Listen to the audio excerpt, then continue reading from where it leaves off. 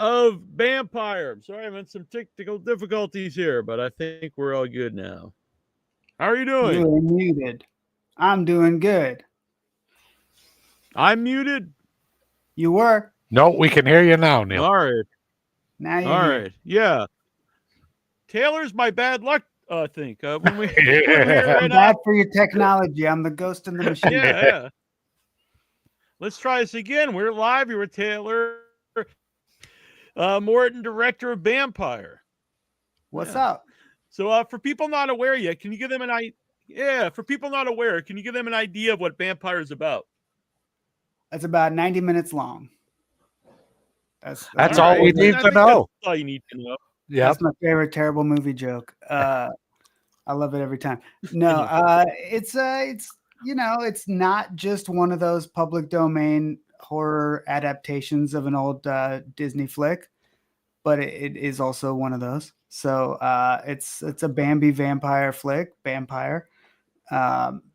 It's a deer monster in the woods. Bunch of college kids go out in the woods looking for science stuff, and they find something else. It's pretty straightforward. I love the trailer. The trailer is so good. Oh, I haven't seen the movie itself yet. It's still doing the festival thing, but it should be out soon? ?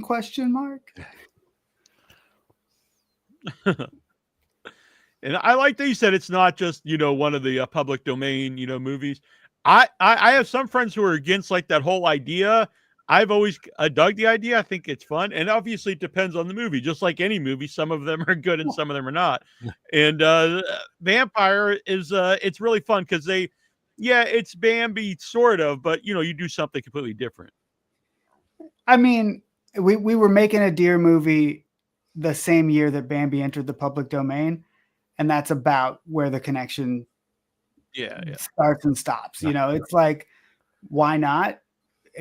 More people are talking about it because we put Bambi in the name, and whether they're talking about it because they hate public domain horror movies or because they love them, I don't really care. They're talking about it, all press is good press. So here we are. When we had Zoe and Malachite, I believe his name is, on it was quite a while ago, maybe it was last year, and they were talking like people don't know they're the writers. They had based the story off of like an actual legend of I forget what it was, not a were-deer, but what was it called? Oh, I don't know. They're the writers. I know there is a legend of like a female deer creature with antlers. It's like a Native American legend up here. We live in the Pacific Northwest, and I'm guessing that's it. We didn't get too deep into where it came from. I was more interested in, diving deep with them about the lore of our creature, so I could wrap my head around that. Because, you get me wrapped up in the thing it's based on, and then I'm too many layers deep. Because then it's also based on Bambi a little bit. And I'm like, well, what, which lore are we going with here, right? Where's Thumper? Yeah. Thumper, by the way, not in the public domain. Okay. The rabbits in our film are not named that. So how did you get involved then? Like, how early on were you involved? Pretty early on. I think they had written the script in 2022, and I was brought in 2023, and we shot in September 2023. Is that right? Has it been that long? Time flies. 2024. Right. I can't count years. It's been a long time. Movies take forever. Mm-hmm. We shot. That might be. Listen, you're asking a confused person about how many days ago something was. It could have been last week. It could have been 10 years ago. I know we were in pre-production for close to a year, and then we shot it, and we were in post-production for over a year because we have animation in it. So that's got to be 2023. I'm doing the math right. Yeah. 2025 now. Am I right about that? It is. It's almost 2026, so not very much longer. Close. Yeah. Which I'm not looking forward to 2026. I'll turn 50, but oh my goodness! Congratulations, you made it. Thank you. When I started podcasting, I was in my late 20s, so it's very bizarre. But Wow. so what like interested you in the script, and did you know them beforehand? Yeah. We live in Eugene, Oregon, which is not that big of a town, and there's this kind of exciting, thriving indie film community here that we all kind of know each other, and there's not that many people making feature films. And I had made a bunch of documentaries. I'm a documentary guy, but they did pretty well. I had features out in the world. And so I met Zoe, and she had written scripts, and she kept bringing me scripts like, let's make a movie. And they kept being these scripts that would take $5 or $10 million to make. And I'm like, I don't have that. Do you have that? Do you know anybody else who has that? And the answer was always no. And then she brought me this one, and it was designed, like we can shoot it in the woods, and we live in the woods, so it's great. And it had a lot of things that resonated with me because I'm not much younger than you. I'm turning 45 next year, right? So yeah. We're in the ballpark. Right. So our movie takes place in the 90s, right? I'm a 90s kid. Mm-hmm. And one of our main characters has a VHS camcorder on his shoulder for the whole movie. That was me in the 90s, right? I think she wrote it a little bit so that I would be excited to make it, right? It's a little bit of a yeah, because I don't know if Zoe was even born yet, but she was not. So there were a lot of things in it that were exciting to me. Also, the pitch was it's going to be low budget. It's going to be all practical effects as much as we can do. There's tons of blood and guts and schlocky B movie. We're going to do it the DIY way, which is all the movies I grew up loving. So, we didn't have the budget, but we had a lot of people who were excited to make it, and we didn't know better. We were just like, okay, well, there's nothing stopping us, so let's go out in the woods and make a Bambi horror movie. Who gives a shit?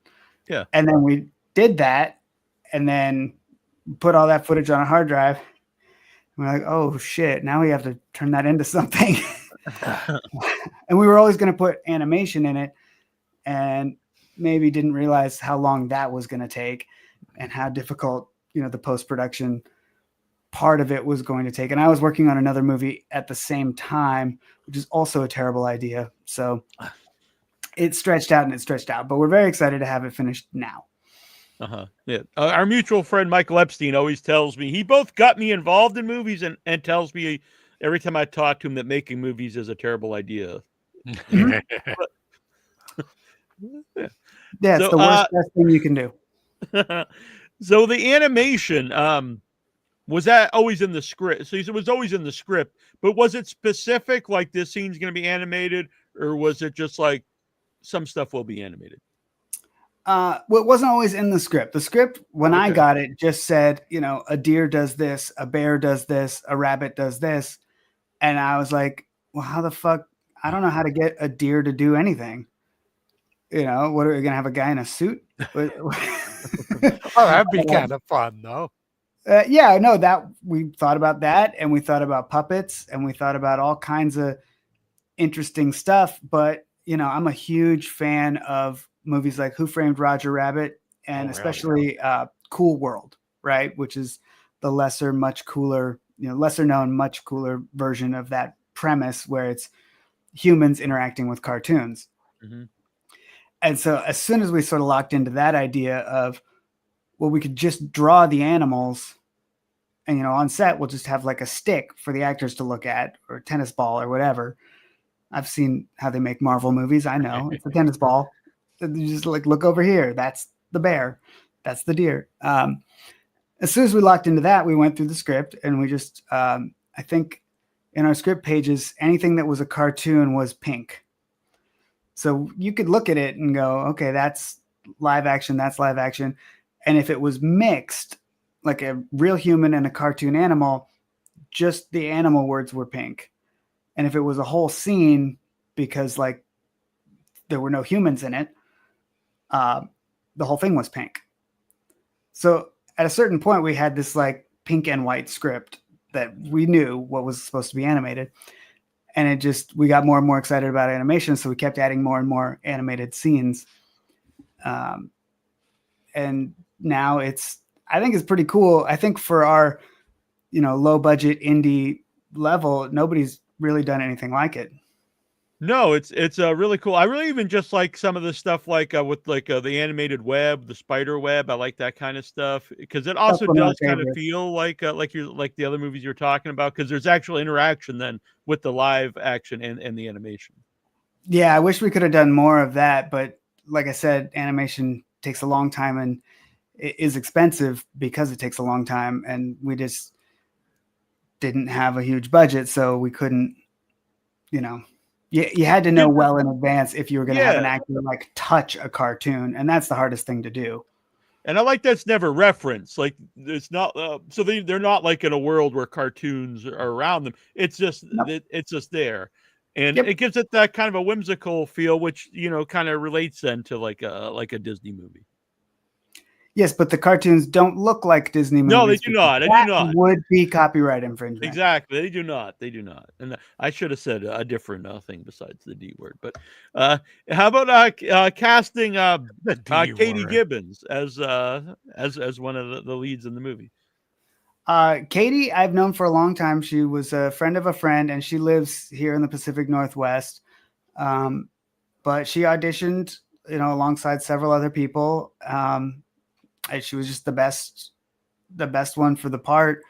It was great that I kind of knew her a little bit, and she came highly recommended, but she auditioned and nailed it. And so we were just like, yeah, she's going to be great. And she was great. And she, if you've seen the movie, we put her through some torture in the movie. So she was quite the trooper. All the actors were, because we really were out in the woods, and it was way too hot during the day and way too cold during the night in the Pacific Northwest.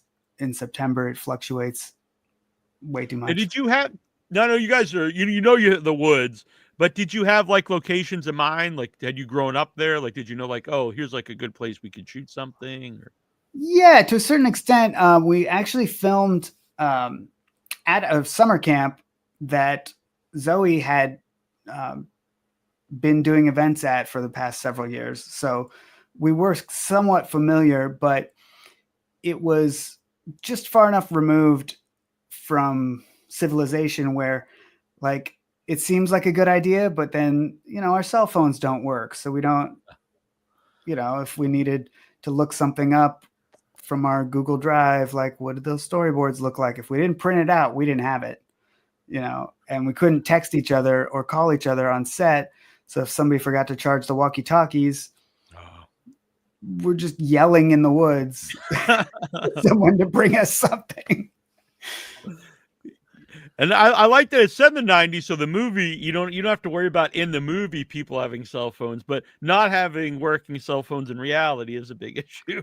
Yeah, you forget. It's been so long since we've lived like that.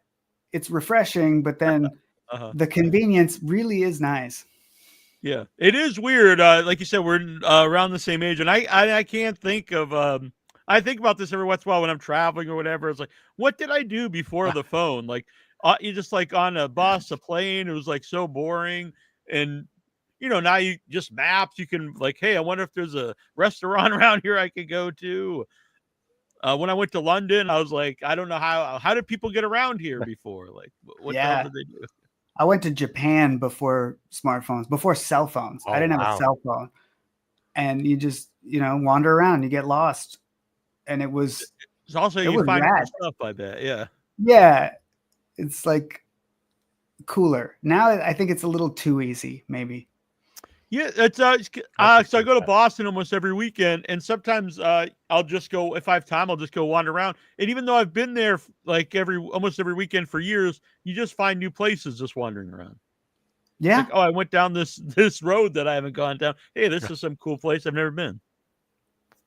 Yeah, that's one of my favorite things. I'll travel with people who love like looking up the best place to go, or like, we're going to ask people, we're going to go to the coolest restaurant or the best thing. And I kind of like just walking around a neighborhood and popping play it in by ear sometimes. Yeah. I actually did that in Atlanta the last day, and I ended up at the Vortex, which I've been to before, but I was just wandering around aimlessly kind of, and I was like, oh shit, here's the Vortex. I didn't even know it was in walking distance. So it worked out. Awesome. So, yeah, by the way, Burial Alive Film Festival, what's the benefits for playing festivals and attending a festival? Well, I mean, if you're gonna put your movie in festivals, you definitely should attend them if you can, because that's most of the benefit. Selfishly, there's no feeling better than watching your movie in a theater with an audience. Yeah. If they laugh at the jokes or jump at the scares, if there are any, or clap at the end. Come on, that's amazing. Yeah, right. That's really cool. Leave. Right. Yeah. Although, if they do get up and leave, that stings a bit. But maybe they had an important phone call. We don't know. That's true. But it's hard to gauge the value of film festivals for indie films right now, because if it's not Sundance or South by Southwest or something like that, I don't know that it's going to earn you more money or anything like that, but it's a heck of an experience. You meet really cool people. So it's good for networking. You might meet people that you'll end up working with on your next project, something like that. You'll definitely, maybe a handful of people will really enjoy your movie, and then maybe they'll tell a few people and they'll tell a few people. So when your movie comes out, there's a little bit of a built-in audience.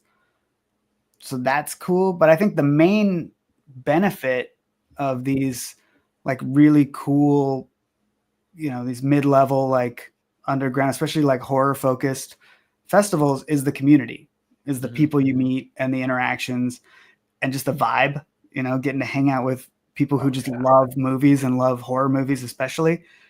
Like, we were all there. Tina Romero came and played her movie, and just everybody was there to have a great time. Yeah, and her herself was like super supportive of the festival and hung out, and that was really cool to see.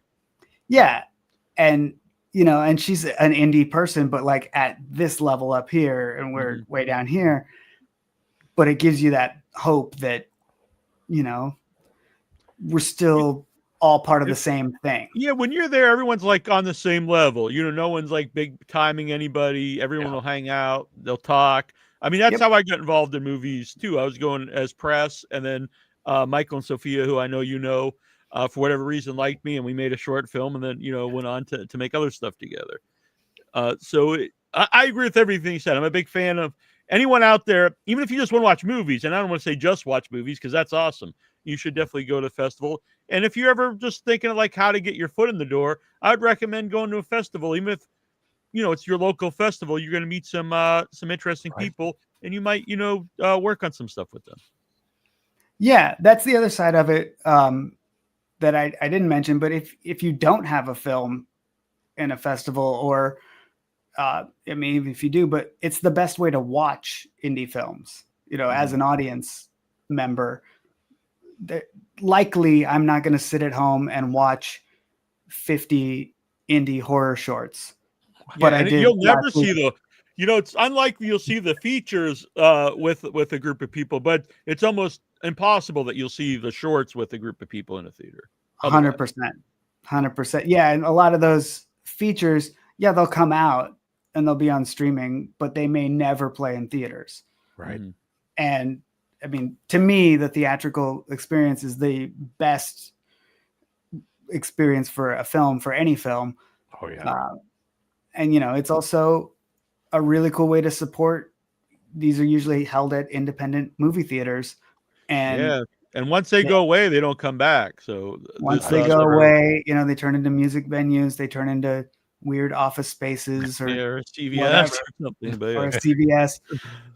Yeah, once they're gone, they're gone. So any of these events. I mean, if your local movie theater has a bingo night, go to it. You know, if they're showing they're showing Night of the Living Dead, go to it. Night of the Living Dead bingo, I'm there for that. Yeah, we have to set that up. But yeah, I agree 100%. And yeah, I've got some in Boston. And what you were saying too, so I've been into quote unquote big giant festivals, like I won't say names, and that's cool. But it's almost like everyone's just going to the movies together. There's like 10 or 12 screens, whatever. But when you go to a festival where it does have the community feel, to me, that's like really special. Because you could tell like people came to Buried Alive every year. They know each other. They're there to see what they're doing. And then you might not have been there every year, but you can feel that community vibe. Yeah, it was my first time, and everybody was so welcoming. Like, I was there for 10 minutes, and everybody was just like, "Hey, we're all friends." It was my first time at Buried Alive too, and the first time at that theater. It was so sweet. So, by the way, is that a green screen behind you, or is that like your room? Because it looks actually really cool. No, that's my room. That's my office. It's a video store. That's the sign off an old Hollywood video. I love it. Because at first I was like, and I'm like, I don't think it is. I think that's really behind you. So that's a VHS collection under a Hollywood video sign. I love it. So, what's the difference between, because you talked about doing documentaries and a narrative, and are they closer than people think? Because documentary still does tell a narrative usually. Story-wise, they're very close. You need a beginning, middle, and end. I think the order in which you put it together is very different. You write a narrative. They say you write it 3 times. You write it when you write it. You write it when you shoot it, and you write it again when you edit it. But you mostly write it in the beginning, in the script. That's where the story comes from. In a documentary, at least the way I make them, and everybody's different. That's the other thing, is there's no formula for a documentary. There's a pretty established formula for a narrative film. Mm-hmm. You write it, you shoot it, you edit it. That's kind of how it's done. Yeah. Some people do it differently. We added cartoons for a year. That's very true. Yeah. But for the most part, unless you're doing it in the volume and there's CGI or whatever. But with a documentary,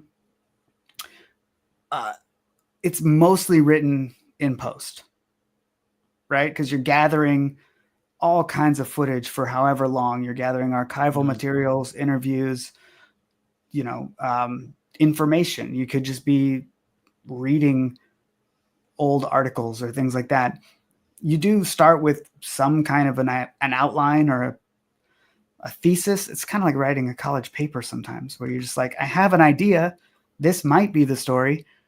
And then you go out and you try to prove that thesis, but you don't know if that's true. And with the documentary, it's got to be true, right? It's a documentary. Yeah. And then at the end, you stitch it all together so that it's a story that's at least interesting to follow. And then you shoot all the bits and pieces that make it watchable. So like somebody's telling a story about, I did a teddy bear movie for Build-A-Bear Workshop. Somebody's talking about a specific teddy bear. Then I go film that teddy bear and put that over the top of it. So like you're filming the footage that you would have shot for a narrative first, last. Mm-hmm. So it's like kind of a backwards order, but you do all the same things, if that makes sense. Yeah. And I would assume like sometimes the story you think you're going to tell would change, like depending on what you find or who you talk to. Yeah. Happens all the time. Some of the best documentaries, you watch them start out and then they have to pivot because it goes insane. Some crazy thing happens, or, what you thought was going to be the answer, what your thesis was, gets proven false, and you have to follow that. And I know people who have just abandoned their documentaries because it turned out to not be, what they thought. That happens. Do you have any favorite documentaries, not yours, like something that, like, I don't know if you were a big documentary fan, if that's what brought you to do documentaries? Yeah. I mean, I love American Movie, right? That's the best one. And the strangest interview I ever had was I had Mark Borchardt. I don't want anything about me, but we were about us. But we had Mark Borchardt on, and right before we went live, he's like, "I don't want to talk about American movie," and I was like, "Oh, okay." And then what did you talk about?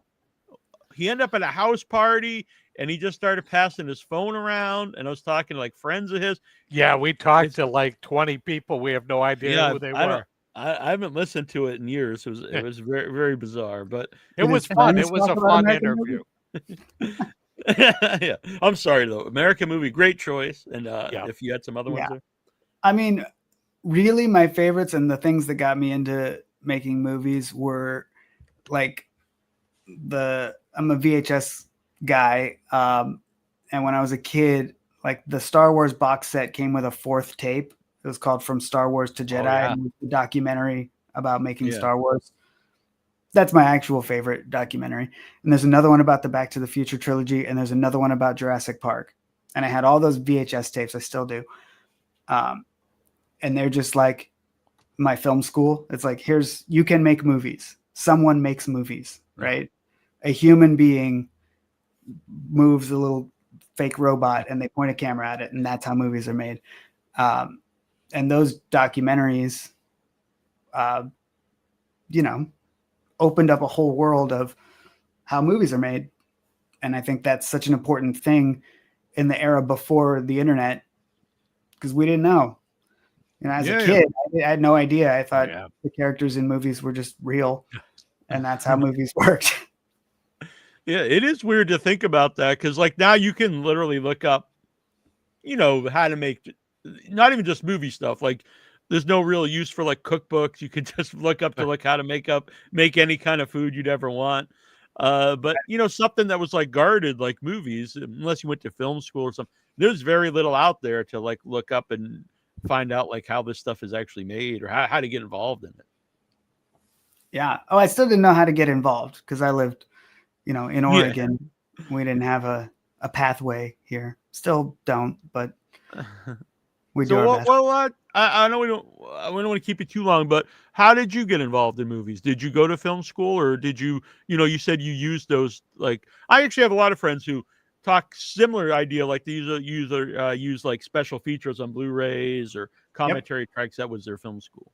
Yeah, 100%. I went from those VHS tapes to DVD extras, director's commentaries, and I still, it kills me that they don't release commentaries as much anymore. They've started to a little bit. Some of the platforms like HBO Max now, when a movie comes out, they have extras again. Oh, no kidding. I didn't know that either. Yeah, some of the new movies, like they just put out, like Weapons had a making of featurette with it. Oh, nice. And I was like, holy shit, they're back. Yeah. They understand, right? We care. Still no commentary, but I'll just buy the 4K. So we'll get it. But sometimes they don't do a commentary. It drives me nuts. Yeah, I love it. And then when you find one that has multiple commentaries, I'm like, oh yeah, I hit the jackpot here. Yeah. A friend of mine just did like a Guinness World Record for the most commentary tracks. Oh, really? No way. On their Blu-ray release for the George Lucas documentary about the George Lucas talk show. I think they have like 116 commentary tracks or something. Oh, wow. It's stupid. Cool. I mean, it's hilarious, but it's just what a funny thing to do. Yeah, I would still get the disc from Netflix for a long time after streaming, because you'd get the stuff, and then eventually they started doing the rental copies that had no extras on them, and then it was like, well, I have no point in getting them now. I can just that actually was kind of depressing, because there are movies that, like Herschel Gordon Lewis, I liked his horror movies, but I would listen to his commentary tracks on his other stuff, even though there were movies that I wasn't really interested in, but I just like to listen to the commentary tracks, like his weird like biker like lesbian movies or something. It's not really my genre, but I like to listen to the commentary tracks. Yeah, there's I just went to a theatrical screening of Showgirls with the commentary track. Oh, really? It's the only way to watch it, because it's a terrible movie, but there's a commentary track by like a film scholar that just roasts the movie while you watch it, and it's on the Blu-ray. I probably would enjoy that. It's so good. I need to find this. Well, Taylor, where does Bampire go from here? We're just kind of wrapping up our festival run, and it's out being pitched around, for distribution. So if you work at, I don't know, HBO and you want it, call me. All right. And how can people find you to see what you're up to? Follow you around. Not like at your house, but on the yeah. I mean, binoculars, your best bet. Binoculars. I'm at Pop Motion Pictures on the Instagram. PopMotionPictures.com has links to all my social media and all the movie pages and IMDb's and trailers and stuff like that. At Bampire Movie on all the socials to check out what Bampire's up to and find out where and when it comes out is the best way. All right. Well, it was good talking to you. Shout out to Josh Stifter, who did the animation. He's a really good guy. Great guy. Yeah, I'm sure he'll be back on at some point. And the best of luck to you, Taylor. And congratulations. Thank you so much. Thank you. Yeah. All right. We will kick Taylor out. I know it's always awkward. I feel bad taking people out, but I realize it's awkward to leave. So we'll do that. All right. And we're gonna look at this perfect timing. Oh man, like Dayna Noffke has joined us. Like you were planning that nasty, Neil. I was not. It was perfect timing on Dana's part, and I did forget to bring the book down here. But I do have Dana's novelization of Spider Baby, which I'm really excited to start. Yay! I'm excited to see. I'm excited to hear what you think about it. It's been interesting listening to people's different takes on it as it relates to the film. So yeah, it's been a lot of fun. Now, when I talked to Shane, he had said he was a big fan of it. I didn't even bring it up. He just said he was a big fan, except for one. He had one issue, but he didn't even tell me what it was. So tell me. Oh. No, I think for some reason we started talking about something else. I think, but I'm gonna have to him and ask them because now I'm super curious. Yeah, it was funny. He texted me and he was like, "Damn, like this is so good. I really, really dig what you did with it."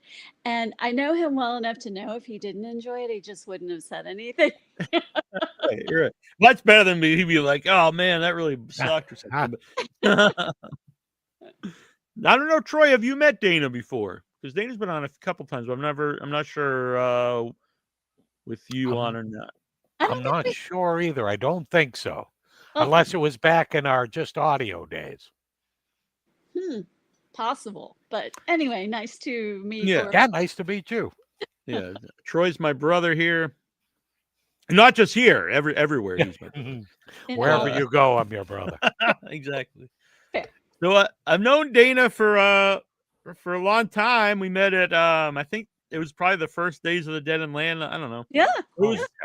It was really cool to hang out again at Buried Alive for an extended period of time. It wasn't just, hey, how are you doing? Yeah. No, it was great.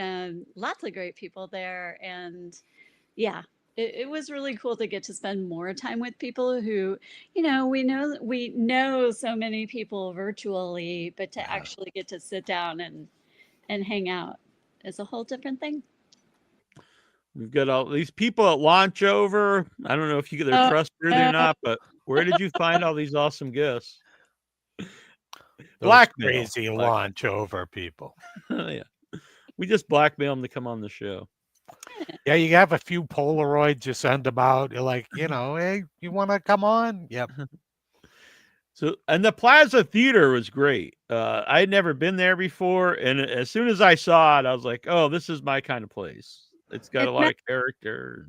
Yeah, it's absolutely magical. It's a lot of people have worked really hard to keep that place going through the years. It's gone through, several different incarnations. A friend of ours, it was in their hands for a little bit, and there's been multiple fundraisers, and several times it seemed like maybe it wasn't going to make it. And now, of course, it's in the hands of Chris Escobar, who also runs the Atlanta Film Festival, which keeps getting bigger and bigger. And they also own another historic theater that was about to close down called the Terra that's across town. So yeah, it's magical. I got to meet him the last day. We stopped by to help clear the place out, and he was there. And he might come on the show at some point, which is would be fun. I think. Oh, nice. Yeah. Yeah. Get him to tell you all the cool Plaza and Atlanta Film Festival stuff. You should come out for Atlanta Film Festival. It has gotten absolutely massive. Just insane. I would love to. I really had a great time. Not just because like you're here and Shannon's probably watching. It was a really great festival. It was so many cool people. The venue was great. I like festivals anyway, but I just really had a nice time, and everyone was super supportive. Of everybody. Not just me, but everybody there. I mean, and not that I feel like that's usually not the case, because it is, but particularly this year, for some reason, it felt even more so to me. I don't know, like during the cinema challenge on Thursday night, which you didn't come out till Friday, right? Were you there? No, I was there for. I actually came in Wednesday night, actually. Okay, but yeah, I was there for that whole block, and I love that. That was a really good time. That's right, because we had all the awards and we were talking about that. Okay. Yeah, I felt like people were there was just a lot of love and support in the room, and like every film that came on was getting like just massive applause, and people were talking about their films in the hallway, and it felt really good. It was good vibes. So Troy, if you don't know, the cinema challenge, they have like 13 days to write it, film it, edit it. And they had to pick like how did it work with the cards? So I wasn't at the kickoff event, but I know, so I'm not sure exactly how Shannon set it up, but you got a card against humanity. Oh, okay.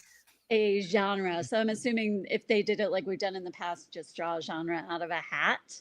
So it would be like, you get musical zombie movie.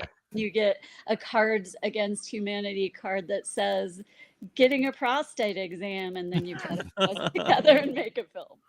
Oh, that sounds excellent. That sounds like a ton of fun. Yeah, there was Shannon's here over on the Facebook. You have to pick a subject card and a card against humanity. So you are okay, good. Okay, close. Yeah. How many different movies did they have in that? I don't remember. It was quite a few. It was a lot. We had a lot of this year. Shannon's gonna pop right on and tell you the number. She knows, but yeah, she's gonna be on. We're gonna do a special show tomorrow with Shannon, so that'll be fun. I will be traveling, so you'll have to talk about me in my absence.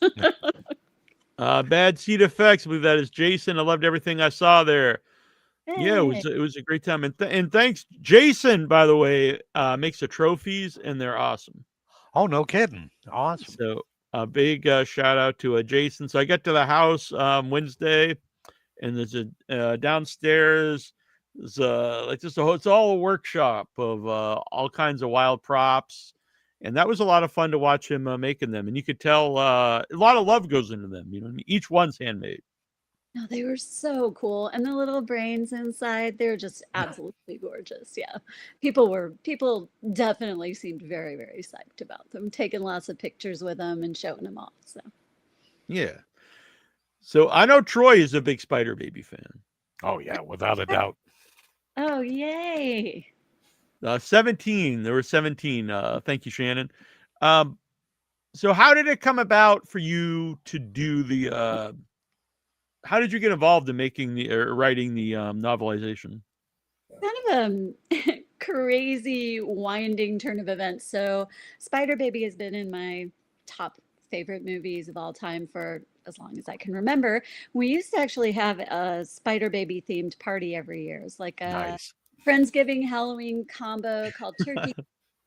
We do this gift exchange, and we would do like a photo booth where we all like dress up, and a couple of years we wore like the big bows and everything. And yeah, so we had this thing every year, this Spider Baby party. And I have a neighbor down the street, very sweet lady who I just know and see around the neighborhood. And Jack Hill posted something about Spider Baby on Facebook, and my neighbor replied to it saying, "Oh, this seems like something my neighbor Dayna would like." And I said, yes, it is one of your neighbor Dana's favorite movies. And she messaged me and said, you know, Jack Hill lives down the street from us, right? And I was like, no, I did not. Wow. Within a couple days, I had been invited over, and his wife Elka, who is just an absolutely lovely human being, she actually was played a nurse in his film Swinging Cheerleaders. Anyway, Oh. he and his wife Elka invited me over, and for like coffee, she made pastries. It was so surreal because I walked in the door and I saw him and I said, "Oh, it's you!" And he said, "Oh, it's you." It's just really strange to just be sitting and you know, having coffee with them, and just kind of went from there. I've been querying a couple of books around and looking for opportunities to write more. One of my friends said, hey, this publisher's looking for novelizations, and if you have access to any IP, that's a much faster in, right? You can pitch them something. So I just asked Jack, would you be interested? And he said, sure. Oh. Sure. Now, had you ever done a novelization before of a movie? No. So how different was that from, you know, writing something, you know, from your own creation? Actually, you know, more than anything, I just wanted to be really careful with the material. I had to let go of that a little bit, right? Because, I mean, I was entrusted with it, right? I love the material, and I was kind of afraid to take it too far out of the box it was already in. And Jack is the one that encouraged me to just go ahead and do whatever I wanted with it. So Well, that that's was really cool of him too, since, you know, Yeah, it's that's his super cool. work. It was. Yeah. No, he literally said, I said, is there anything you don't want me to do? Is there anything you want me to know? And he said, no, you're so excited about it and you love it so much. He said, I just can't dampen your enthusiasm. Just do it. So whatever you do it'll be right. Whatever you do will be right. And so, yeah, I took this script, and his original script it's beautiful. It's very novelistic. He has a lot of interiority mixed in there because he knew he was shooting it himself. And so it's got like kind of longer chunks, and a lot of it I just lifted and then built around it. And I liked the feel of it. So I sort of tried to replicate that same language feel that he had in the script. Yeah. That's interesting about, you mentioned shooting yourself. He knew he's shooting it himself, because I remember in your writer's block, I believe Tina had mentioned about like you have to know who's going to be reading the script, with the idea, like, you know, so maybe you don't want too much of an explanation if it's someone who's just kind of like fly through it or whatever. And I was going to actually ask that at the block about, I would think a script that you're going to be making yourself, you write differently as well, because like, you know, you're going to be the one doing it. So maybe you don't need to explain a lot of stuff in the script that you already know you're going to do when you're directing it. I mean, sure. I think that's dealer's choice, right? Because I just kind of write all my scripts the same, because I don't, you know, even if I think I'm going to make it myself, like who knows who I'm going to want to send it to try to get a grant or this, that, or the other. Right. And also the actors may want like more of an explanation of what's happening, Right. or the DP or whoever. Yeah. I mean, more so, I think that when you think about like shopping a script versus the shooting script, I think it's more about like not including a bunch of camera directions and stuff. But I think we talked about this in the writer's block, that you can be sneaky and direct. You just don't usually say, you know, if you're passing off your script to other people, I would discourage the close up of, but you can tell them it's a close up by just, you know, indicating what they should be looking at. Like, okay, yeah. You know what I mean? Like you walk into a police station and you want it to start with a close up of the coffee mug, then start out there, say the coffee mug, blah, blah, blah, blah, blah. Then go to the wider, and that's telling the director right off, okay, this is a close up of a coffee mug. So yeah, and you don't come off like, oh, they're trying to take my job. You know what I mean? Yeah. It would probably make it easier for them too. Yeah, direct their eyes. Tell them what you want them to see. And then if you don't do that at all, you are leaving it completely open to interpretation if you don't direct the eye. And that's fine. But just know that they're not going to understand that it was really important that they show this coffee cup at the beginning. Right. Yeah, and I guess even if you do know how you think you're going to do it, it's good to have the notes in there so you remember. So yeah, I mean, you can do whatever you want on your shooting script. You can be, I mean, whatever works for you. Whatever works for you. And by the way, this was just a little while ago, Jason. To be fair, I just made the trophies. Shannon made the actual design and sculpted it herself. I did actually not know that. So wow, they're a very talented couple. Yeah, that's awesome. Yeah, she sent me a picture of that little monster typewriter, the little Frankie type. It was so cute. I was so excited. Yeah, super cool. Yeah. So when you what did Jack think of the finished novel? I'll be honest with you and say I don't think he's read it all. I think Okay, all right. he read some of it. I was at Monsterama with him, and he was reading some of it while we were there, and he was like, "Oh, this is quite good." So I'll take it. And it's cool that these have they've become cool, the novelizations, because I've seen like some older movies that are they did like a Madman from the Madman Mars movie, and I just see them popping up every once in a while. It makes me happy. Yeah, no, I mean, there's a lot of companies now. I think it's becoming a trend. And I mean, I'm generally not much for trends, but sometimes trends bring around stuff that just should have remained and was cool to begin with. Yeah, true. So Yeah. Brings it back around. I'm like, okay, cool. I love collecting the little pulpy novelizations. Yeah, that and I'm a big board game guy, so I'm glad that board games have become a thing. They need a Spider Baby board game now that I think about it. They do. Oh my God. That would be fantastic. Well, okay. Now that I know that, next time you come to town, we have a ton of board games. So. Oh, I am 100% in. Yeah, I've got a few. I've got the Texas Chainsaw Massacre, the new House of a Thousand Corpses, but the one that I always mention that is so fun is the Thing board game. You did. They should probably pay me because I love it. Okay. Yeah, they should do Spider Baby. I like those the board games. I don't know if we talked about this or someone else talked about it, like the My Bloody Valentine, Halloween, all those. The same company, and they're essentially the same game with different artwork. And it's almost like Candyland, honestly. The gameplay. It does remind me when I was a kid, they used to put out like so many, you probably remember this, Troy, like they would put out like cartoon board games and stuff, and they'd be kind of almost all the same, like interchangeable, very basic. Oh, it's true. They would just have the characters on them. And the game rules were all pretty much the same, like it's always the one 6-sided die, and then, there'd be like different goofy things you could land on. Yeah. Yep.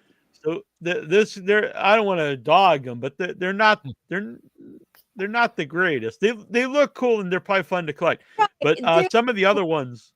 Yeah. What were you saying? Sorry. Oh no, yeah, it was just like they're gorgeous. Yeah, but gameplay. I mean, I collect them, but yeah, they're cool to have sit. But some of the other ones that are like more involved are really good games.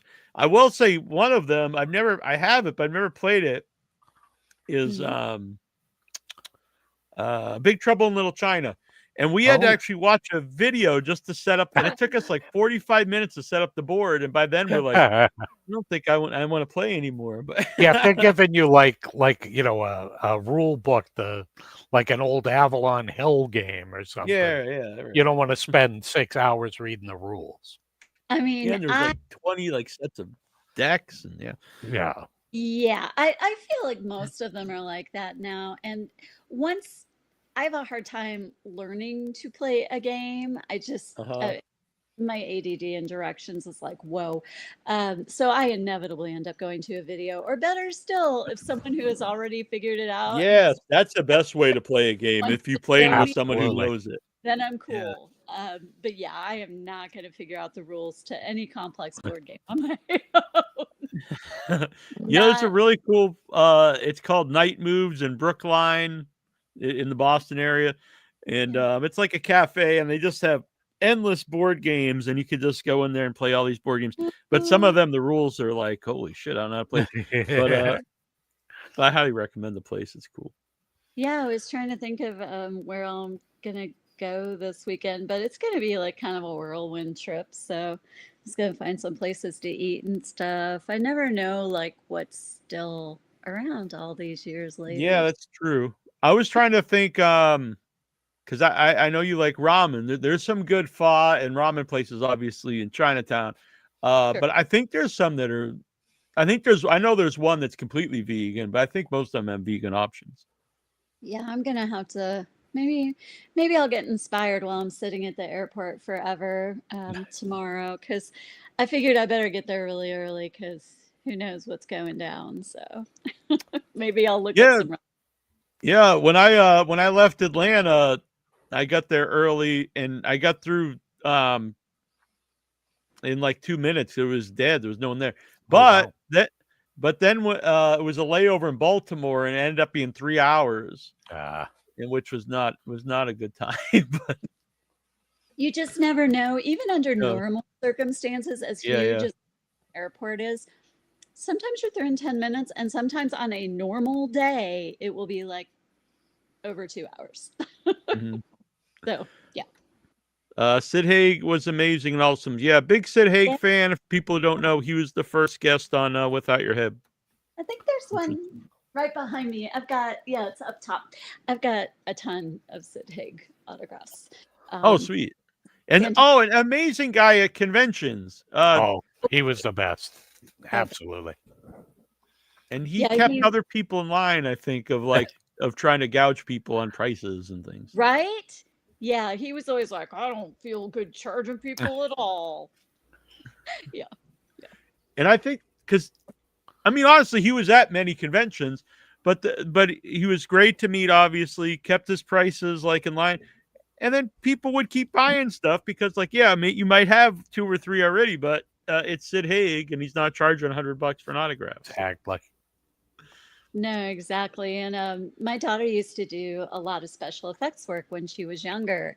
And she had, I guess she was probably maybe 9, and she had done effects for like a couple of little short films and stuff. She had this little portfolio she was carrying around a con and showing it to people. And she had a special effects magazine she had made. Oh wow! She went to Sid Haig's table and had her little portfolio, and he just like took his time and made everybody wait, looked through it all, and was like, wow, you're really talented, aren't you? Wow, this is crazy. And he was like, hang on, I want to introduce you to somebody, and got up and took her to Tom Savini's Oh, table and that's Oh, that's awesome. awesome. showed her around Yeah. the con and like introduced her to everybody. It was, yeah, just lovely. That's great. And honestly, I know some people had issues with Tom Savini. I've never had a bad. I've always had good experience with Tom Savini. I have seen some not great All experiences. right. I feel it, but also people are human, and I get that. Mhm. I feel Yeah. very fortunate that my experiences with at cons have been like so good. Like they say, don't Mhm. meet your heroes, and I love talking movies with people, and I love collecting autographs. So I do go to a lot of cons, and I do wait in line. I waited in line about like 5 hours for Sam Raimi. Oh Lovely. wow. The Yeah. best, absolute best. And the irony of this is not 3 weeks later, I was at a party that he was at. I waited in line 5 hours. Shannon, by the way, I'm glad if you watch wherever you are, but she's watching on Facebook. The only problem is I can't pop up your comments, which is totally fine, but I can pop them up on YouTube. It doesn't matter. But that would be so cool, she says, I believe, in reference to the board game. So when I get back to Atlanta, we're all going to play some board games. Yeah. Let's do it. Sounds good. Yeah. I have old board games from the 70s and 80s. You know, Troy and I had a ton of, because I had all Troy's like hand-me-down board games. I still have them somewhere. I hope, I don't know if all the pieces are still there, but. Okay, wait. So, like, what games are we talking? I collect Clue games. So, I have Oh, lots nice. of versions of Clue, but like, what other games? Tell me. I'm curious. I used to collect Monopoly games, but then they just make so many. But Yeah. so like the big games, like you're saying, Clue. But what are some of the other ones? I know we had like this weird Godzilla game where Godzilla would pop out. What? Oh, that was a great one. Yeah. go That was on. from either the late 70s or early 80s, I guess. Yeah, it was almost like It from the Pit, which was a lot of fun too. Because then, like, the creature would, like, the claw would come out and grab your piece every now and then. It was pretty wild. I think it was based off the Godzilla cartoon because there was spaceships. Yeah. And then it would be randomly that Godzilla would pop up and like bite your spaceship and pull it off the board. I definitely swear to God, I'm Googling this now. And I am so. I want to bite the your old finger. Jaws game, which was great. Yes, where you fish the Yeah. Yeah. I think my older cousin would give me a lot of his old cool stuff because he was the cool guy who was. So I do remember having that. I remember playing Mousetrap a lot. Mousetrap was always a ton of fun. Yeah. And then there's a great old Dark Shadows game. Yeah. It doesn't really have a lot to do with the show. Absolutely nothing at all, except for like Jonathan Freed's on the cover, and that's about it. But you had to put together skeletons or something, right? Yeah. Wow. Okay. Yeah. It was just a strange game, and then also had like a little like ring that every now and then you would stamp people with it, and fangs would like come out of it. Like, I can't even remember exactly. That's I want to bite your finger. Oh, is that what that one was? Okay. Yeah, I want to bite your finger. It's a Dracula game. Yeah, that was All right, I'm combining two games then. Yeah, because it had a Dracula, and something like he would open his cape every once in a while, and you'd have to stick your finger in his mouth. That's right. And it wouldn't always bite, but if it did, it had these little markers and would leave little two red markers on your finger, and then you were bit and you were dead, I guess. But that one was a riot, though. I love that game. Yeah, that sounds absolutely amazing for a kid. Anything where you can card games all the time, and my brother and I would play Slapjack. Did you play Slapjack? And you just beat each other. Oh yeah. Yeah, so our grandfather taught me, probably taught Troy too, how to play all the poker and blackjack, but also those weird games like Slapjack. Yeah, that's just an excuse for kids to like wail on each other. Oh yeah, absolutely. Your hands on top of the jack. And yeah, exactly. Yeah, pounding it. There was it's not necessarily a board game, but there was it was a shrunken head kit and had Vincent Price on the cover. That was great. With the apples, you put them in the light. Yep. I've only seen that as an adult, and I'm like, damn, that's the coolest thing. Yeah, the whole house would smell like apples because I'd have like the shrunken heads going on like every lamp in the house. Yeah, I ended up at Monsterama when I was at Jack Hill's table all weekend selling my books. We ended up right next to Vincent Price's daughter. Oh, nice. Victoria. That's awesome. We got to hear a lot. She's awesome. Yeah, she's so sweet. So, and she had her little dog there who was wearing a Jaws costume. So we got to hear lots of stories. That was fun. Yeah, that was.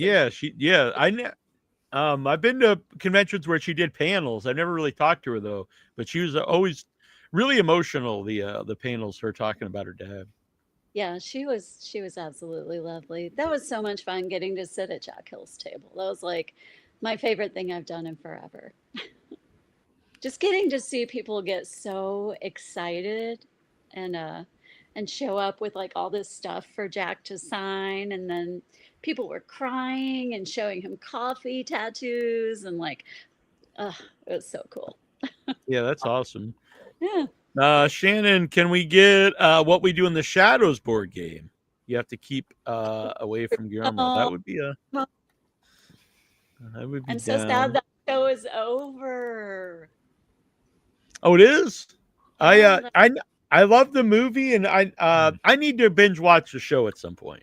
You do. I mean, a little bit different, but same universe, just as funny. Such good stuff. Yeah. Goonies. Oh yeah, I have seen that. I haven't played it though. There's a Goonies board game. Yeah, I haven't played it either.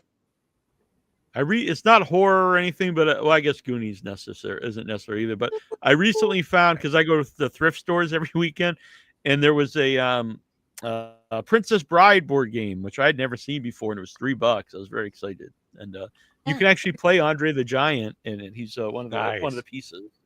Oh, that's amazing. So, there's rocks ahead. If they are, we all be dead. Stop it now, I mean it. Anybody want a peanut? Andre was the greatest. Yeah, have fun storming the castle. Yeah. I have the book about the Princess Bride that I haven't read yet, As You Wish. Harry Elway's book about the Princess Bride. So oh wow. It's on my massive collection of movie books to read, which is never ending. Yeah. So you have a movie that last time we had you on the podcast, you and Chris were talking about getting it made. So where is that now? What's going on currently? Ooh, it's getting there. We're in post. So we, post is its thing, right? Especially, whether you do it yourself, if you're a person who's an editor and you do it yourself, it's an insane amount of work and it's an entire remaking of the movie, right? And if you're like me and you're not really a technical editor, then, it becomes a thing where you're managing all the different pieces of it to keep post going. And so when we came out, we had kind of an overly ambitious goal of getting it done in like a year to a year and a half, just knowing that like financial and time constraints, that would be tight.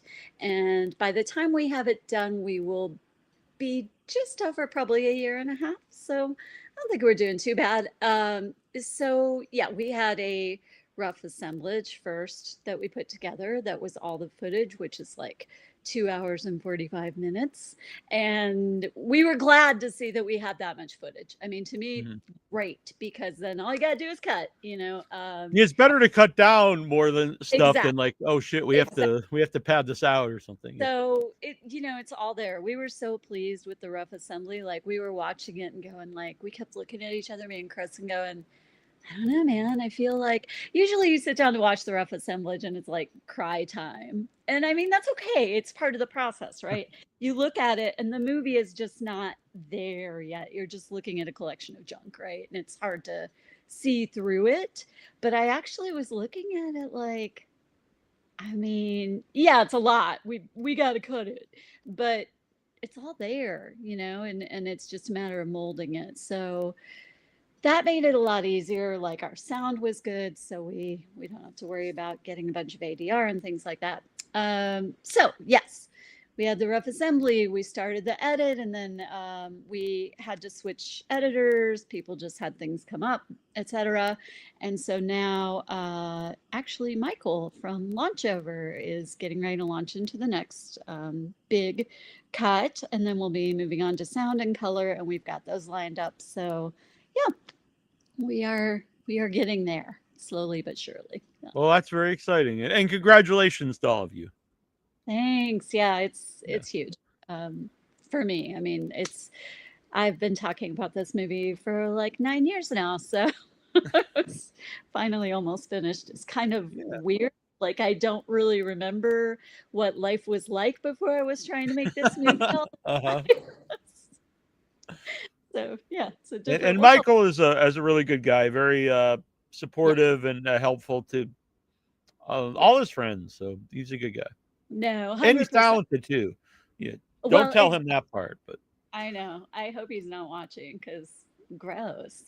No, he is super talented and he gets what we're trying to do.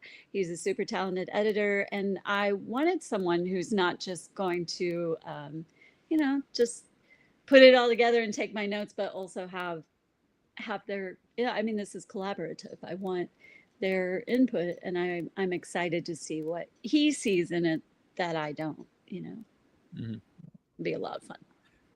Yeah. As I mentioned earlier, I really liked your writer's block, and I like that. I like that was part of the festival. Yeah. Obviously you got the movies and Q&As, and I thought writer's block was cool because obviously people there are either are writing their own films or would like to write their own films, and it was nice to see people from all different levels. or all different experiences? I'm glad that worked, because I debated, bringing in, like, do we kind of get people who've had something produced, and like, but I didn't want it to become about how do I make it? How do I make it? I wanted it to be more about writing, and like Shannon really wanted to orient it. And I think this is smart towards like, how do you overcome the problems? What are the things that are hard about it? What are the people not being afraid to ask the hard questions? That's how she framed it. And I think that's really cool that people, I think, felt free to ask whatever, and no one was going to be judging them, or thinking it was a dumb question or anything. So yeah, I think it was cool that we had a lot of different experiences. Yeah.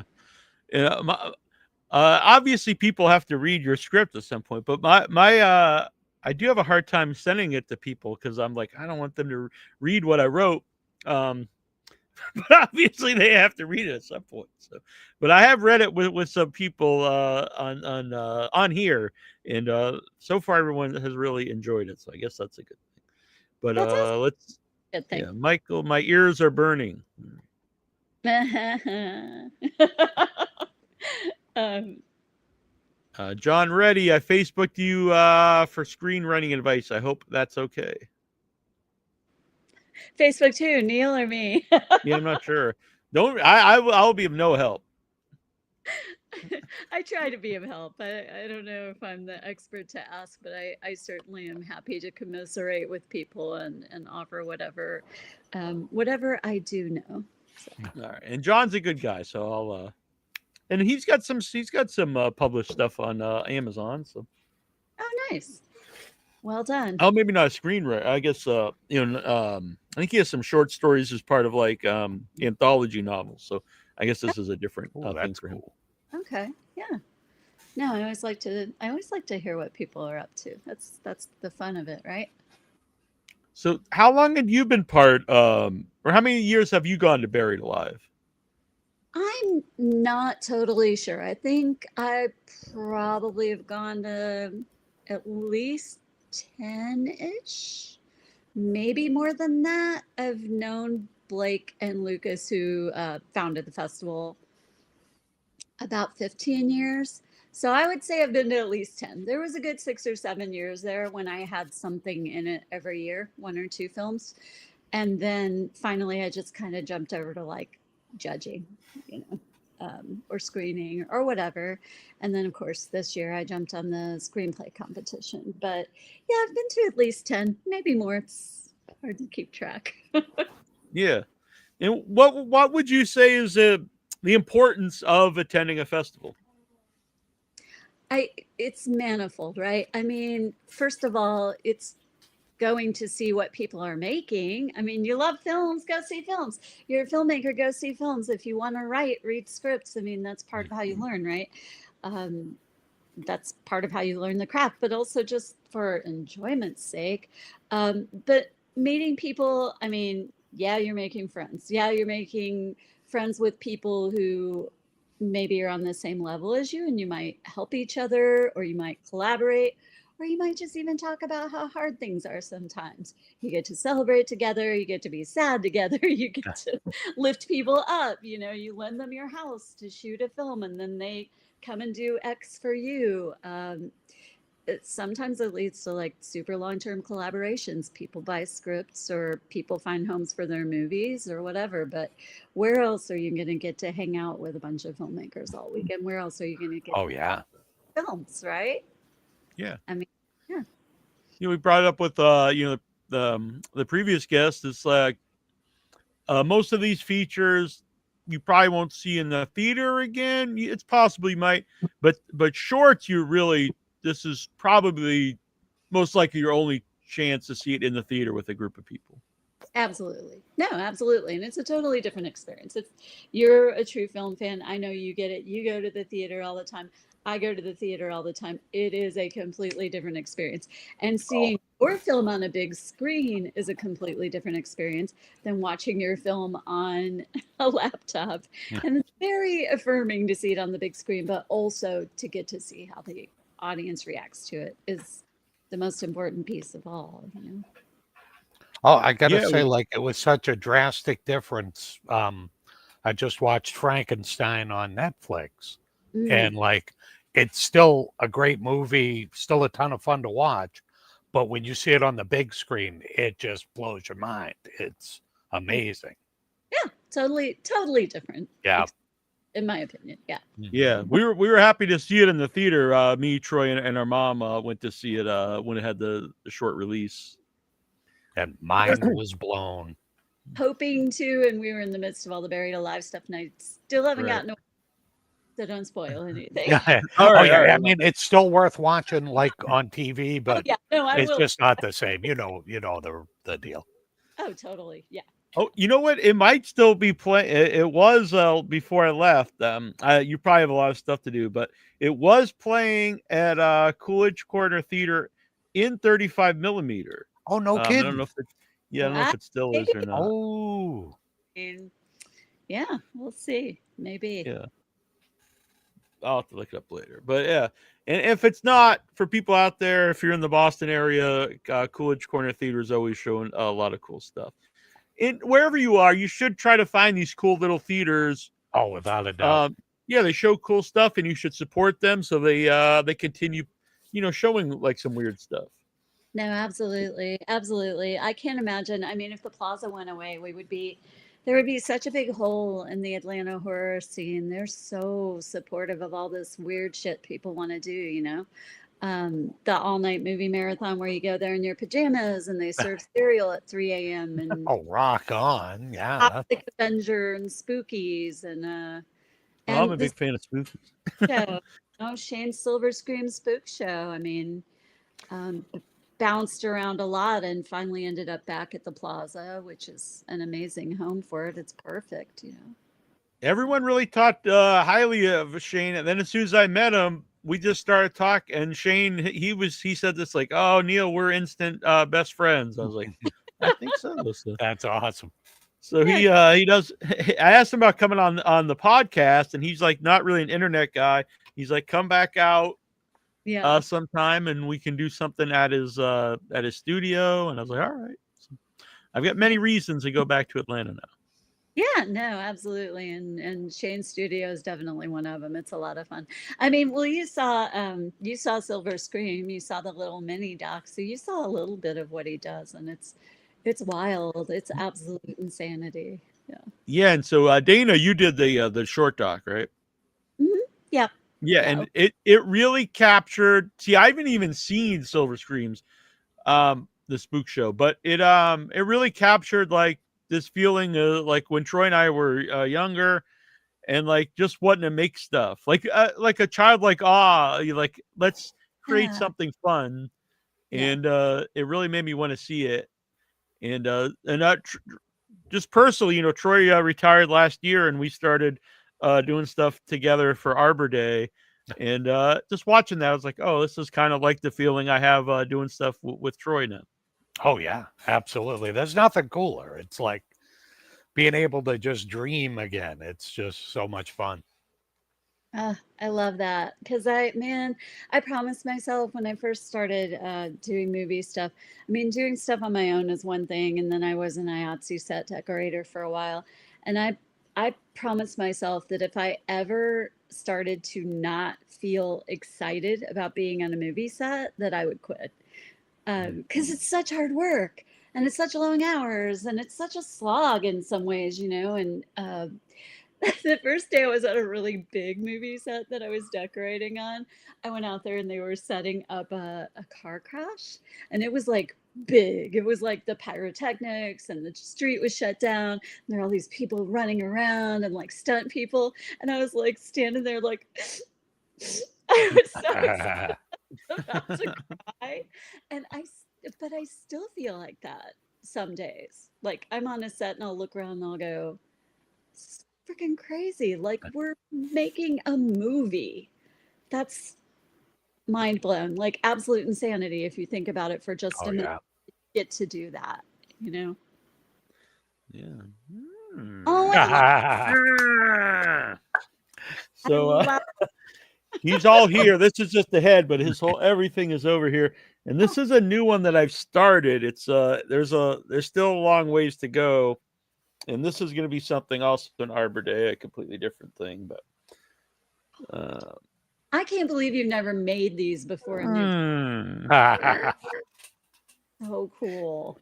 So that one's still got a ways to go, but we started on it. But Like, no, I never made.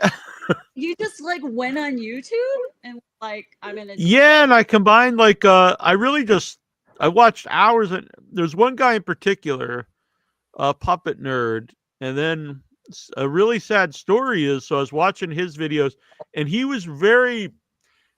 I watched some stuff where they were like, you buy these sanders, like, well, I don't want to spend $5,000 on like all these equipment, and then this guy, the puppet nerd, he was like, use anything around your house, scrap foam, just to create stuff. And I was like, I like this guy. He's a really nice guy.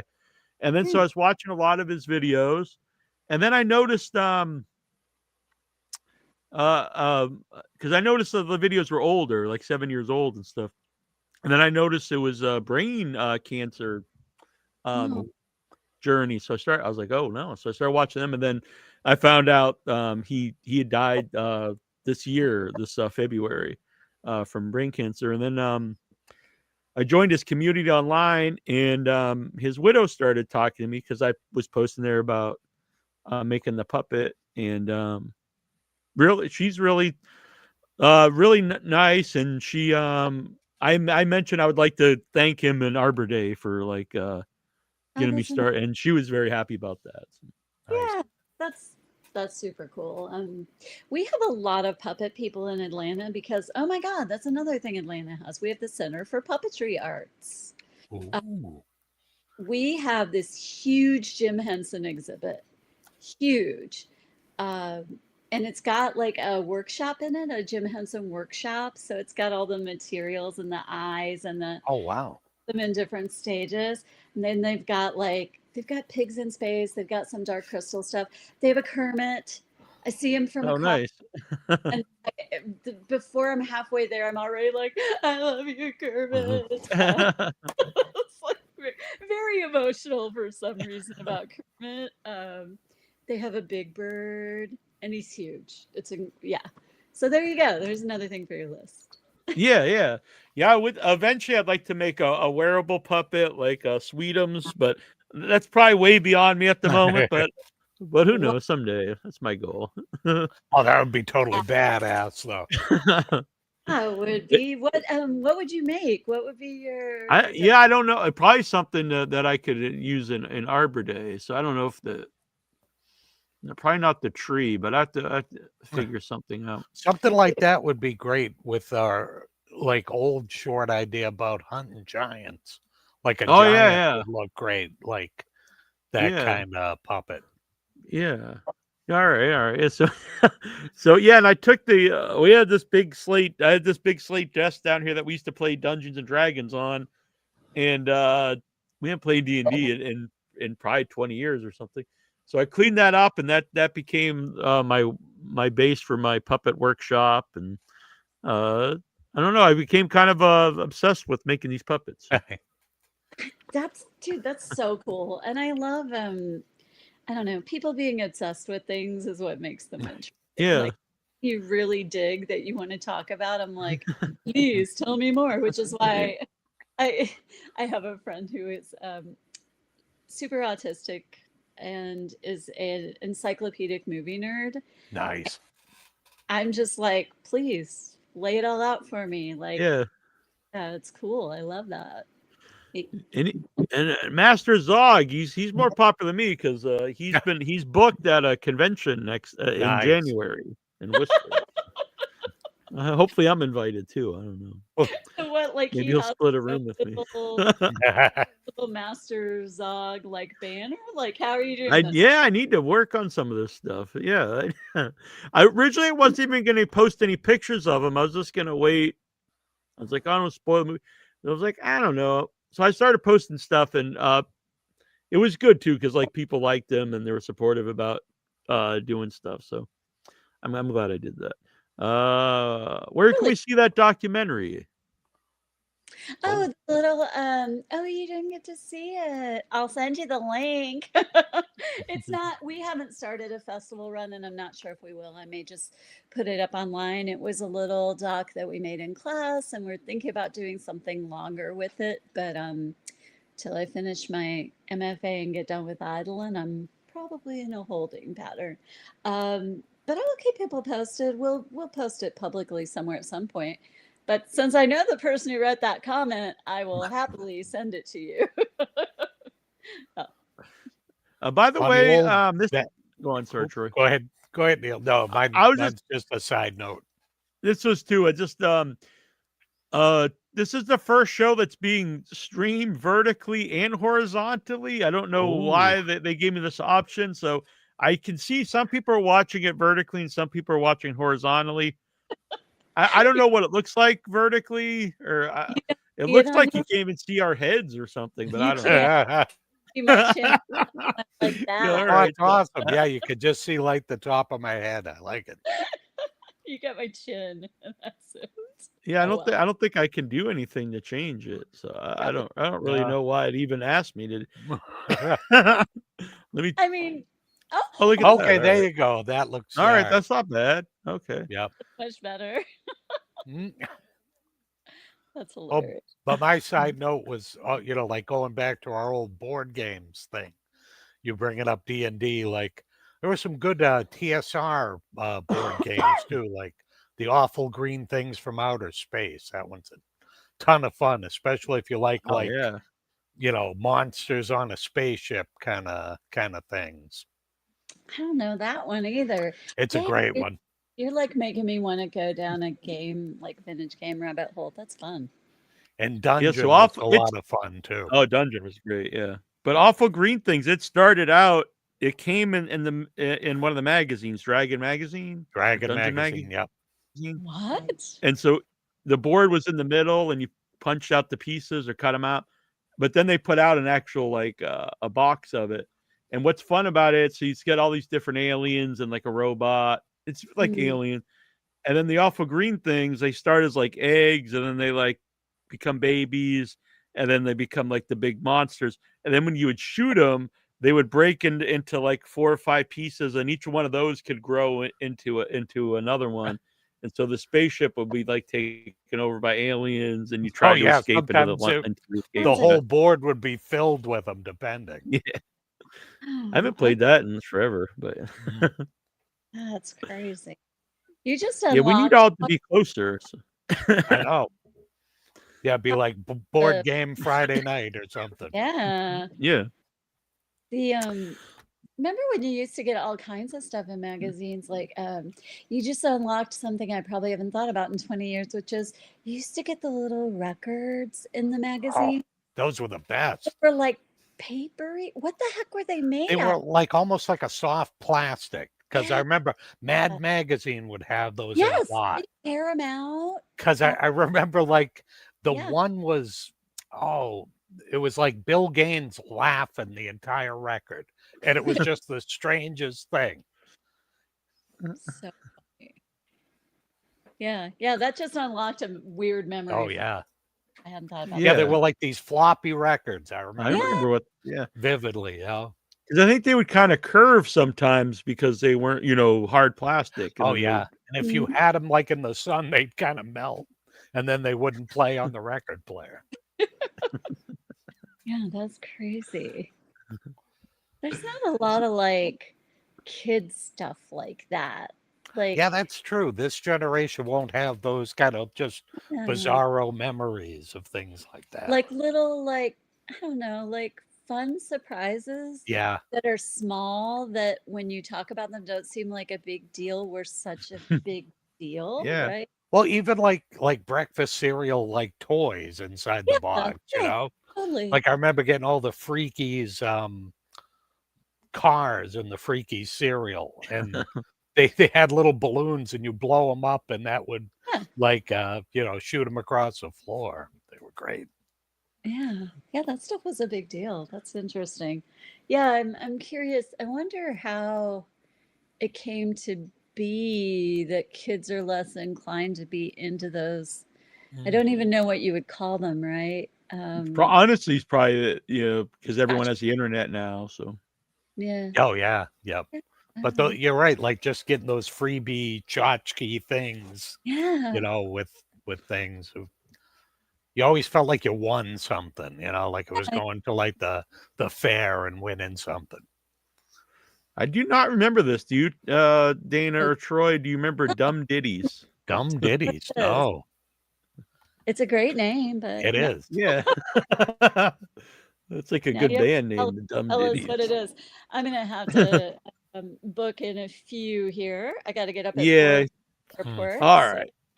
But I want to Well, hear you what are always welcome back anytime. Oh Dana yeah. and the Dumb Ditties. That's gonna be your new band. I'm trying to wait for it. So All right. Well, AJ's here. Say hello to AJ before you take off. hey, Hello, AJ. well, perfect time. We'll segue. Oh, Can you hear us? AJ's in his own world. Yeah, He's he not always going to is. acknowledge us. Hello. Oh, there he is. Perfect timing. I was here too. We're a relay team. Oh, Yeah, yep. Tag out.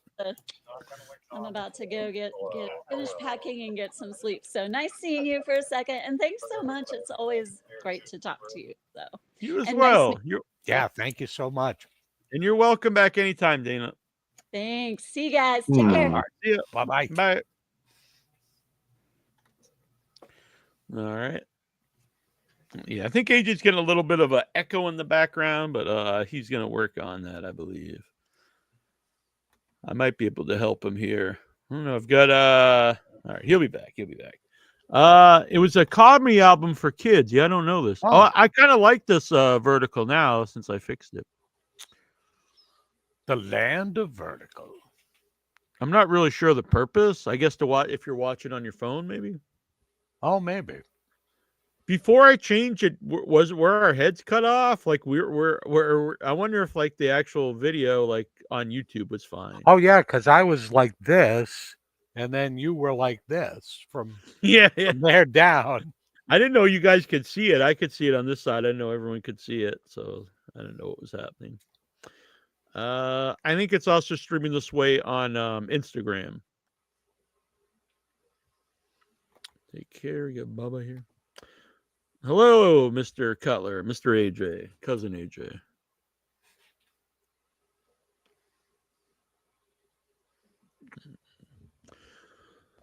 So it was awesome talking to Dana and Taylor.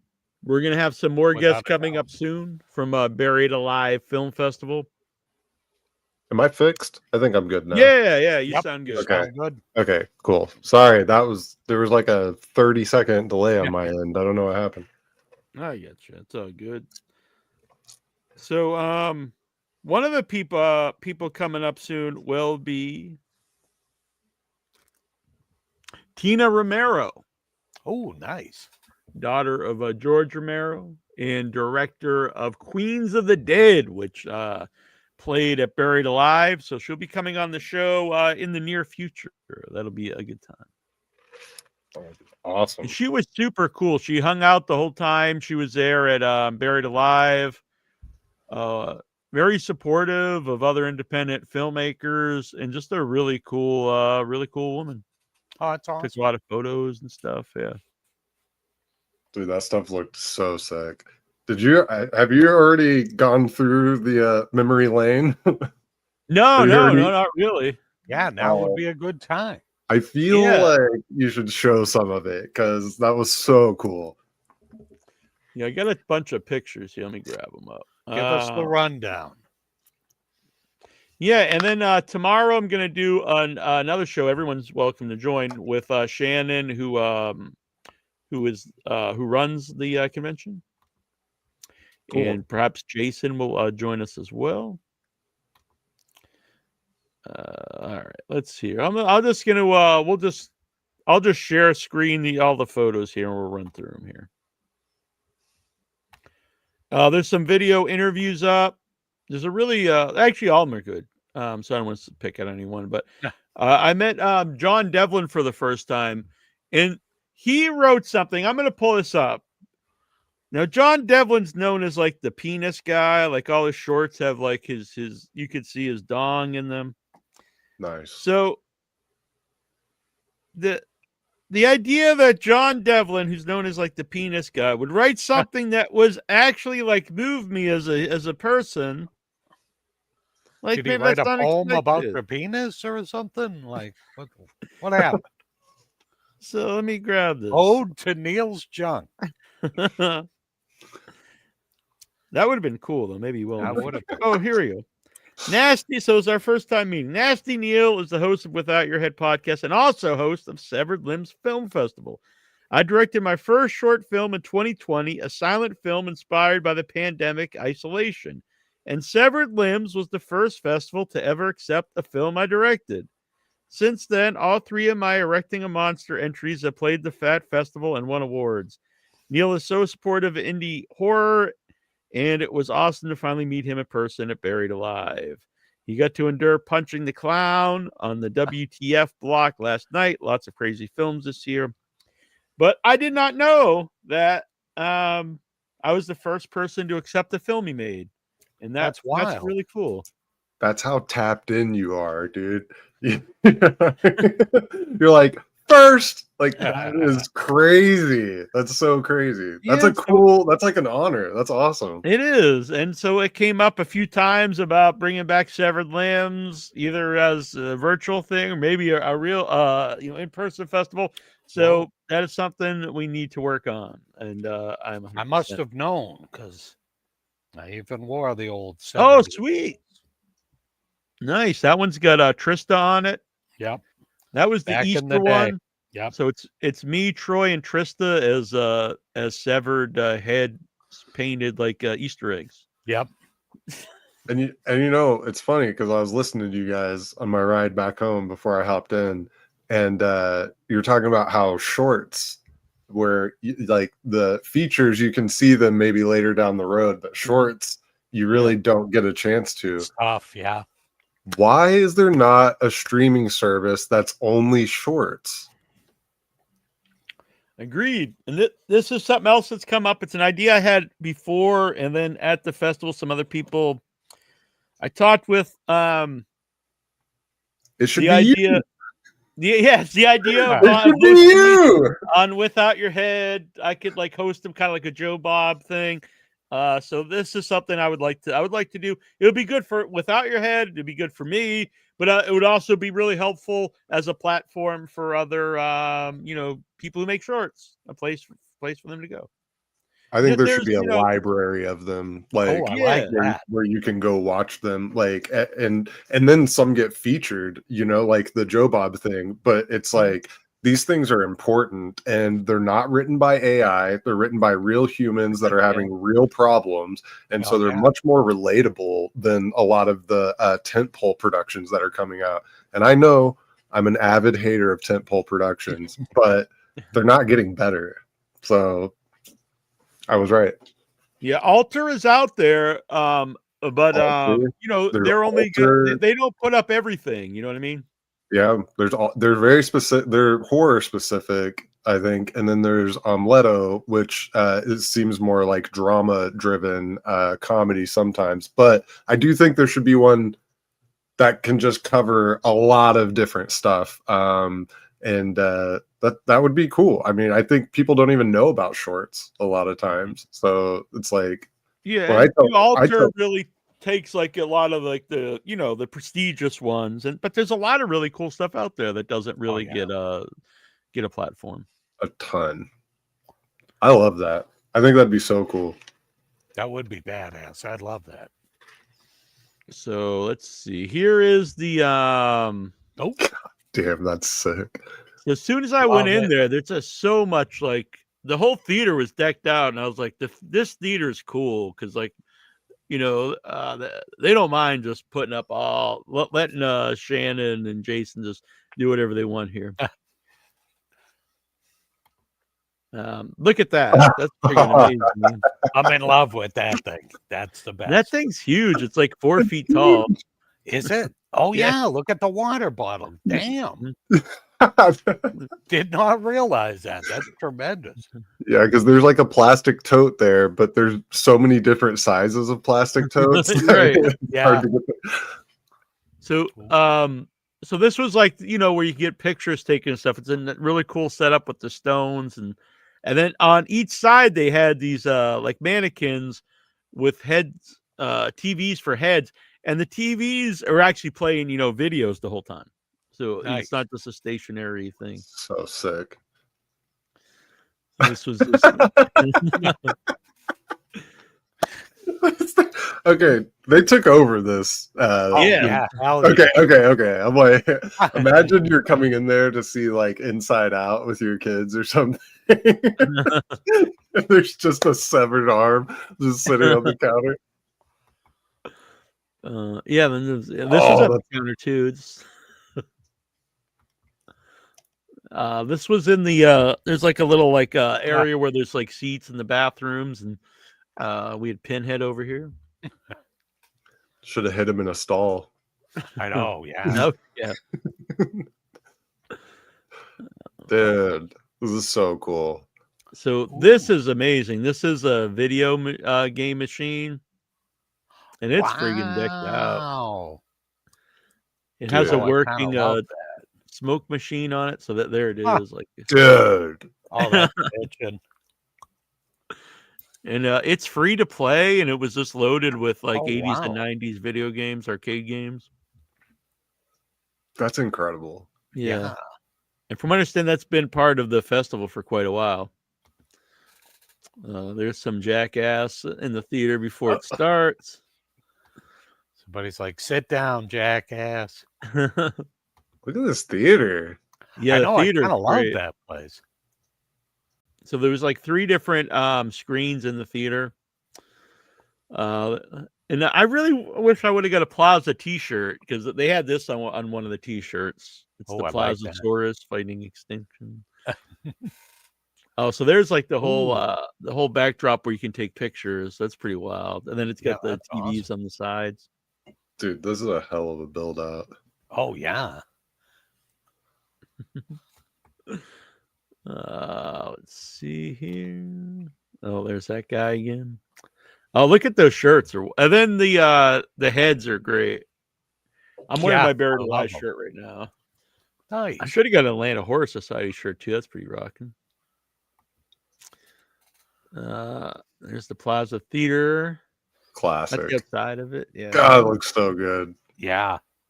So Barbecue joint. Look at this. This is the WTF award. It was all handmade. That's a trophy. Isn't that awesome? That is That's awesome. I Blake love Myers, he made the this was interesting too. So I met Blake at the he was the original he ran it for, I believe, the first 16 years, I think, something like that. And so I was talking to him, really cool guy. And then we both all of a sudden we're like, oh, wait a minute, you've been on the podcast before. This was after we had talked for like an hour. Of course, yeah. Yeah. This is my beefcake shot. No, this was Nice. Jason's hammock, which Nice. I could really get used to sitting out on this hammock. Oh yeah, buddy. And then I just go around and I leave copies of. No. I gave You Shannon like the and Easter bunny with that. Hope they don't mind. These are some pictures of their house. Now look at their house. It was awesome. They got freaking coffins. Oh, yeah. That's when you know you're in the right place. Mm-hmm. So we'll talk about these with Shannon tomorrow. She's got several of these posters of Christopher Lee, and the artist used her real blood in them. Oh, no kidding. Mm-hmm. Awesome. Whoa.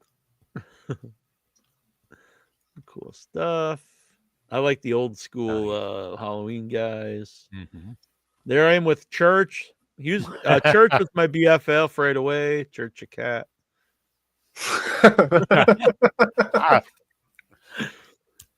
This was in the bathroom, my bathroom, I guess. Now there is, I didn't notice this, and I asked my mom, she knew right away, but can you pick what the one problem is with this. Their pants are up. Exactly.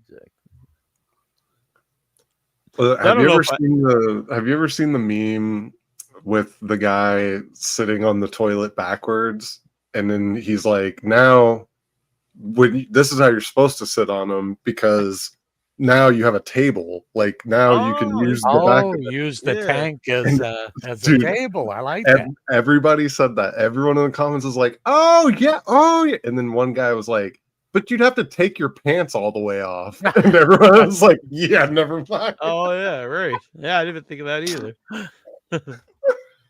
Whoops. This was they had this next to the coffee pot because it looks like he's got I don't know if he's got a bowl of coffee or if it's blood, but either way, it's cool. Yeah. Coffee blood. Nice. There's one of the awards. This was from Spooky Empire. It's 2 awards. That VHS tape one was awesome too. Ooh. Yeah. Dude. They have such cool awards. This was oh wow. It's like a prototype. Yeah, I believe this is. See, I didn't realize that Shannon had sculpted this, and then they had a bunch of these, and they put these little glowing brains in the center, and then they put the winner in the front. They're pretty nice. These are so cool. Oh yeah, I'm kind of loving this. Festivals need to take notes from this because this is like this is the kind of stuff that people like want to walk away with. This is so cool. God, I love the VHS tape. Yep. What is They're that? setting the bar pretty high on these. That one's from Campy Cult B Movie Fest 2023. Nice. I took that one home. That's Dayna, who's just on. Here was this is Tina and the producer. I believe her name's Liv, and a bunch of queens that came out for the screening of Queens of the Dead. Mm-hmm. Were any of them in the movie? I don't believe though. I believe they were local ones. Oh, okay. This is Shane, who he's a super cool guy, and that's his car. That's his van he drives around in. Oh, that's tremendous. I love that. He designed the Cheddar Goblin from Mandy and a bunch of other cool stuff. Wow. There's me and Tina and Liv, I believe her name is again. Queens of the Dead. That is the original trophy. Okay, I won that with my film. Oh, awesome! Oh, wow! Shannon has won a lot of awards over the years. I guess that's her thing now that she makes them too. Yeah, she knows. She's like, this is what I would have wanted. It's like now I'm gonna give it to them. That's amazing. Kind of a blurry picture, but still fun. So I sometimes when I'm around a lot of people, I need a little bit of time by myself. So I went for a walk, and I didn't even realize that I accidentally just wandered into the Vortex, which is like my favorite burger place when you're in Atlanta. So I walked in, and Letty and Eddie were there, and they're like, "What are you doing here?" And I'm thinking, "Well, what are you guys doing here?" But anyway, it was a fun little accident. We ended up at the Vortex, and I usually get the Fat Elvis burger at the Vortex, which is fried bananas, peanut butter, and bacon burger. Yeah, I need to try something else. So I tried the Kimona Wanalea, and it was what did it have? It was a scoop of chipotle cream cheese with jalapeno pineapple relish and bacon on Texas toast. Whew. There are no losers there. No. There it is, the Vortex. And that place rules. That's nuts. They have it's like the triple bypass or something like that, and it's like extra mayo and extra bacon, and instead of buns, it's bacon, and it's like a bacon grilled cheese, 2 of them. Oh, so that's instead of a bun. But I couldn't bring myself to try that. This was what was it? The Videodrome. Videodrome. It's an actual video store where you can still rent movies. Oh wow. This was the video Brave. midnight. It was pretty Very amazing. brave. Look at that. Look at the freaking. They're like, you just have to leave a $200 deposit and you can rent whatever you want. The little trackers, GPS trackers and everything. They had a local indie section. Isn't that wild? Wow. That's Hot awesome. damn. Yeah. So I saw some movies there from friends we've had on the show. So it was pretty great. The place was freaking huge. Even had a magazine. I should have bought a copy of that. Oh yeah. Yeah, Videodrome. Huh. Now Nathan, Troy, you know Nathan. Oh yeah. Yep. I haven't seen Nathan in probably 10 years or better. I hadn't either. So it was really cool to see Nathan again. When Troy and I used to go to conventions in 2011, 2013 or so, those years we would see Nathan all the time. Mhm. And then, you think you're going to see these people all the time. Then you stop in the convention scene, and I haven't seen them in maybe over 10 years, I think. Yeah. Are you at his booth? He was there he was one of the volunteers at the festival helping out. Nice. And he also did he's the voice of Violence, because he also does wrestling commentary for like hardcore wrestling. And so he also I think he hosted the WTF block of films. Okay. I'm a big Nathan fan. He's a good dude, a good friend. Good It's guy. good to catch up again. This guy's film, AJ Troy, it was called Little Deaths. And it was almost like ABCs of Death, but in the short form. It was like 4 or 5 minutes, and it was just like punchline of like these crazy death scenes. I was like, this is friggin' amazing. That sounds awesome. Yeah, I loved it. And What's it was called? interesting. Little Deaths. And I believe it was all shot on film. I could be wrong there, but I think it was shot on film. Wow. I'm so blown away when people do that. Oh yeah. This was Taylor, who was on earlier. You know what? I don't think I've uploaded all the photos, but that's a bunch of photos. I believe that's the last one that I uploaded. This is awesome. It was like a little I love the way that you do these trips, because I feel like you do them so much better than me, where I'm like, I'll try and look up stuff before, and then whatever I don't find, it might as well not even be there. Because like I'm like, where we have to get to this corner, and everyone's like, but what? And I'm like, shut up, we gotta get to this corner. And then I just like don't experience, like, you just happening by the place that you love. And then like, oh, here's a video store that has an indie movie section. I'm like, yeah. I'd have to live in a place for 6 years to find something like that. Oh, he won. I'd probably go past it every day for 10 years and never know.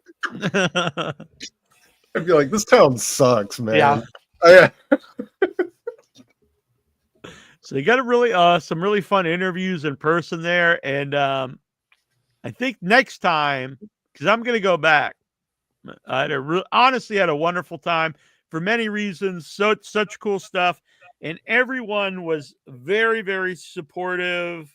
And I won't go into this. There's been some, rough stuff the last, few months, but everyone here was super supportive, and that was it was a good boost. I was like, it was really nice to be around a bunch of creative people who just like wanted to talk about their movies and support other people in creating stuff.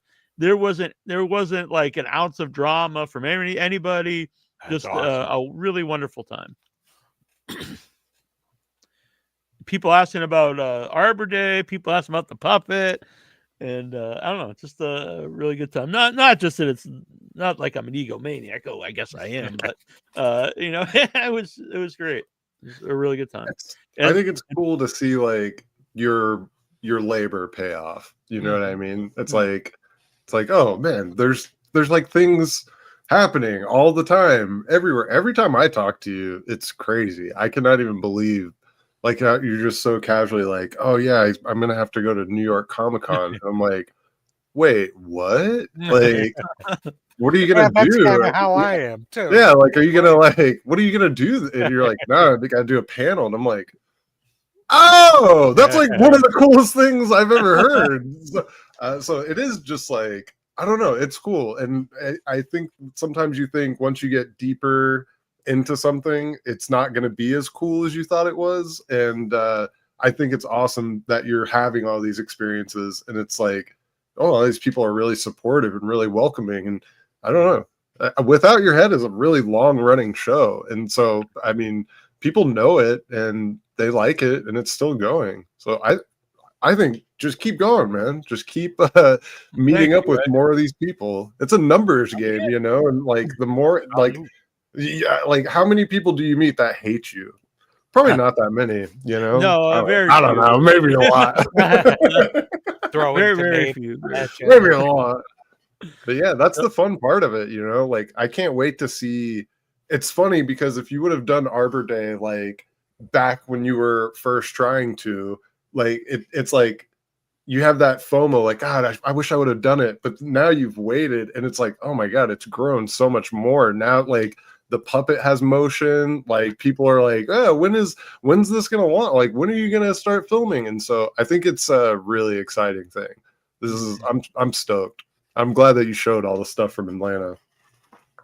Thank you. Honestly, just a great time. There's nothing negative. I had a wonderful experience. And big thanks to Shannon and Jason for letting me stay with them. And just, and everyone there was just great people. I had a wonderful time. And it makes me excited to do more stuff with all my buddies here, Troy, AJ, and Tara, and beyond. Just it was really, honestly, a good time. And next time I go, I do have a little bit better perspective on how to do the live stuff. I think I'm just going to set up my live stream somewhere.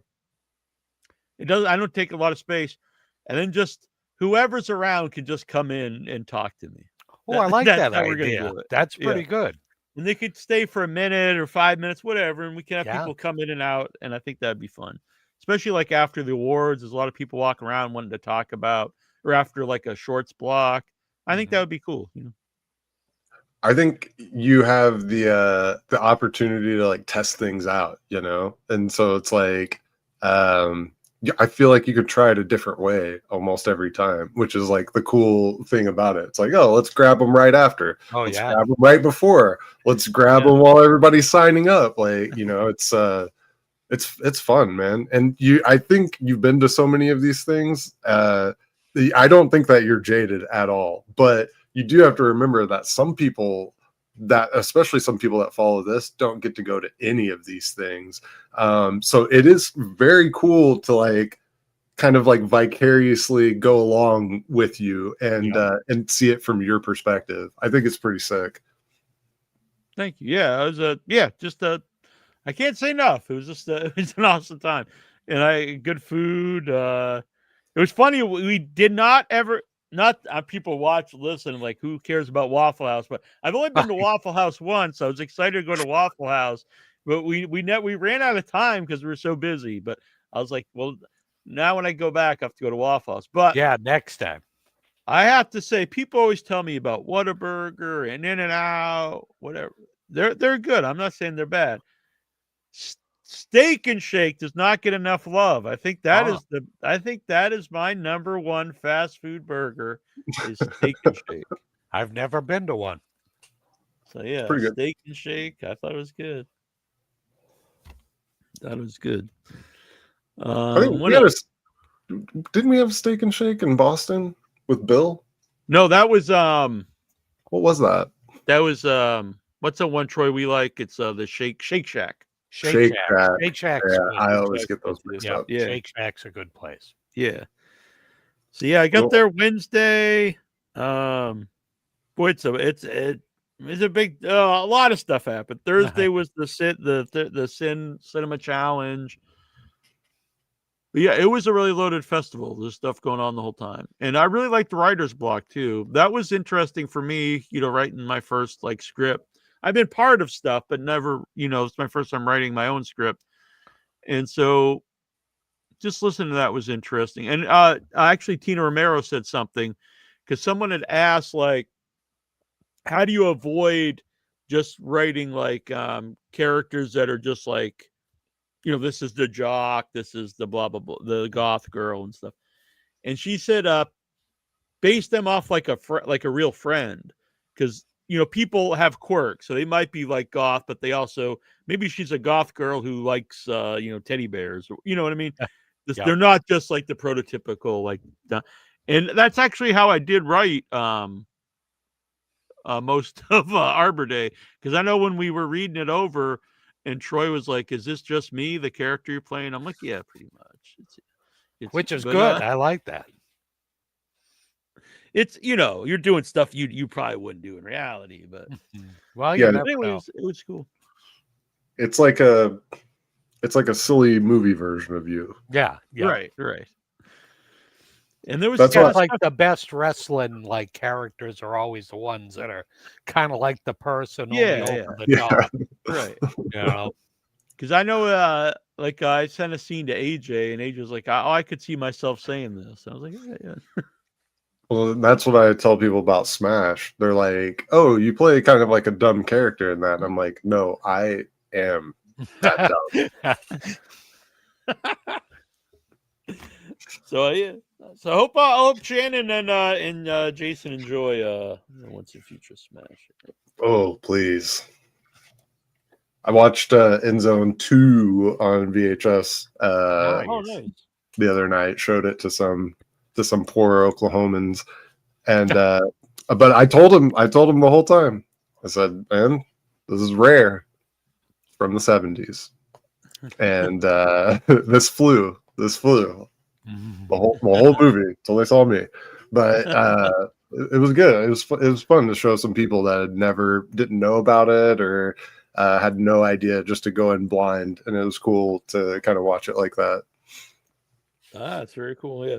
Now, I didn't think this through. So last Monday, my friend Kaylee, aka Lucy Tightbox, had flown out to out to Boston. We met for the first time. And so we had a great time. Went to a museum. We went to lunch, walked around, went to the Crispin Glover thing and movie and stuff. And then, since I'm a crazy person, then I was like, I went to the casino all night after that. So I didn't get home till like the next day at like 3 p.m. And then I was like, oh, that's probably one of the brightest idea, Neil, because the next day you're flying out to Atlanta. So then I fly out to Atlanta, don't get a lot of sleep. On the way back, the plane was delayed many hours. So I'm like, do I sit in the airport till 6 a.m? No, I went to the casino again. So then I was out again like all day after being in Atlanta at the casino. And so I used to do this kind of stuff when I was, in my 20s and 30s, and I still could do it, but I took like 3 days to recover from this. I just slept for like the last 3 days. Are you crazy? See, that used to be the way when I'd go to the conventions with you and John, and like, I haven't been a bachelor in, 30 years at that time. And it's like, you guys would be like, all right, it's 3 a.m. It's a good time to order a pizza. I'm like, what? What kind of weird, crazy lifestyle are we living here? You're really in trouble when it hits 3 a.m. and Neil goes to get a coffee. Oh, yeah. Yeah, that's you're like, wait, what are we doing tonight? And these were the days that he would line up like, like the TV with like bottles of booze. And oh yeah, if you see old like, pictures of my room, weekend. Remember that time? I think that was Atlanta when we went to what was it? Not McDivitt's. Oh, Spondevitz, and we were the only white people there. Yeah, it was like So what happened was, it was late at night, and we asked the cab driver, like, take us somewhere that's still like you could still buy food in the middle of the night. And he took us this place, Spin Oh, Diffit. but it was so funny because before this, they had the Hall of Heroes for like the old wrestlers. And so they had like, we got to eat with, I don't know if it was Jim Cornette or who we ate with at that I think it's night. Terry but- Funk. Oh, maybe Terry it was Funk. And they gave us the worst food in the universe. So we're starving. We're just like, we got to get out of here. We got to get something to eat, but it's late at night. Where do we go? And so we asked the cabbie. Yeah, so we go there, and we were. I don't care, but we watched them. Yeah. We're the only 3 or 4 white people there, and I was dressed like a pimp, pretty much. I had like this big red suit on. Oh, it was like this just flamboyantly crazy red jacket and pants, and you might have had a top hat too. I had a red a big fedora kind of deal with the feather on. And I remember when we walked in, the bartender's like, "My brother, that is the best suit jacket I have seen all day," and they loved Neil instantly as soon as we went in. I'm trying to find a picture. I can't. It doesn't come up like the raccoon picture. Yeah, But I remember. Sounds like almost like a Santa Claus suit. It was almost, yeah, yep. And The then old we wrestling managers were jealous of Neil's suit at that one. what was it called? Spin Diffit? Spondifits, I think. Oh man. And it was great because they specialized in seafood, so that it was all like crab legs, lobster tails, shrimp, and they had like a big hole in the center of the table for like a bucket that you would throw like your shells or your bones into. This is awesome. Sounds like Joe's Crab Shack. Kind of, yeah, it was. That was my favorite restaurant when I was a kid. Yep.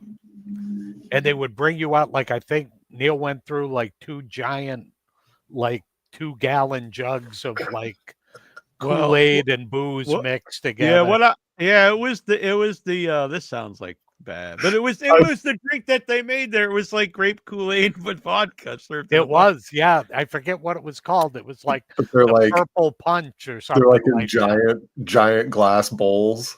It was. I think it was in a giant it Fish looked like bowl. a beach pail or something. Like you could make a sandcastle with it afterwards. Oh man. I never got to meet Degenerate Neil, but sounds incredible. Troy always used to say that I was shady enough where a certain crowd would talk to me, but I was also normal enough where the more you could kind of make your way through either group. Yeah. Where John was so straight-laced that he couldn't make it with the degenerate types.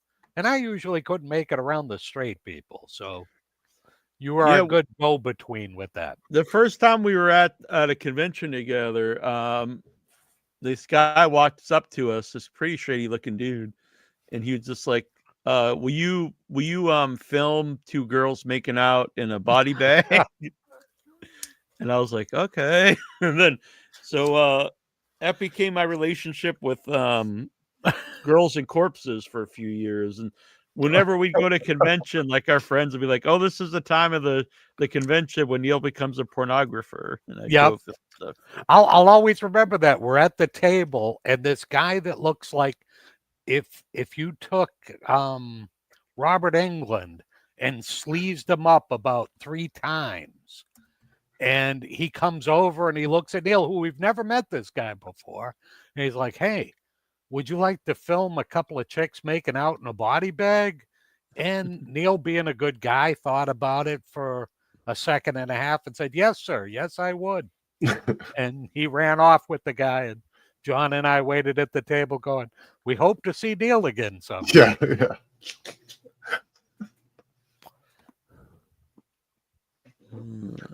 I like that you thought about it and then said, okay, instead he considered it, yeah. Scrambling over the table and knocking your drink off. What? I didn't know that was an option. But yeah, It's there was crazy thing to ask somebody. It's so wild. I Yeah, that can't find any same pictures. place, Spawn Devitt, Thank God. they were the same place because we went back there again with like a whole group of people, and Don't we find- ordered 100 buffalo wings, and I had Yeah. never seen 100 buffalo wings like on a platter before. It was amazing. We need to like animate some of these festival stories. That would be They're so sweet. Yeah, funny. I'm 100% Yeah. down to do it. Just like really shitty animation.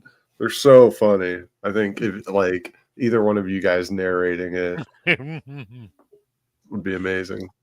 So, I don't know. Well, I shouldn't say I don't know how, but I'm very pleased that Amazon has accepted my new Thanksgiving shirt. Oh, very nice. So the new 8-bit Thanksgiving shirt is available on Amazon. Crazy. I love it. In time for Thanksgiving. Right on time. And a friend of ours, Devani Pin's been on the show before. She plays Betty Boop in the new horror film Boop. Whoa. Sick. Oh, man. Wow. I'm very excited about I'm this. digging it. Yep. I like this new I subgenre agree. Yeah. of like cute thing turned gory. I agree. Some people are against it. I like it. Now, obviously, like any movie, some of them aren't going to be good, but I like the idea behind them. Yeah, I like the this concept one a looks lot. good. Yeah. And with This that, one does you look could do creepy. so much because you think about like all the old Betty Boop cartoons where like, you know, the houses are singing and dancing and, you know, Dude. everybody's crazy. It's awesome. Like you could do a lot of stuff. My problem is so far I've been disappointed by all the movies like that. I I've like heard the that- idea of them, but the ones that I have seen, which I haven't seen them all. There's There was a a go on. there's a Steamboat Mickey one that looks pretty good. Screamboat but- Willie. Is that what it is? Yes. Yeah, that It's one looks got really good. Yeah, it's got David Howard Thornton, the guy who Okay. played Art the Clown. He Yeah. plays Steamboat. It's fun. It's fun. It's more comedic, but it's super like gory too at the same time. I had a good time with it. Is that the one that you were gonna bring up? Yeah, I like that one, but that one is fun. And then there's one that I think's like a genuinely like really good movie. That's a really fun horror movie though. Is I forget what it's called, but it's The Death of Snow White, I think it's called.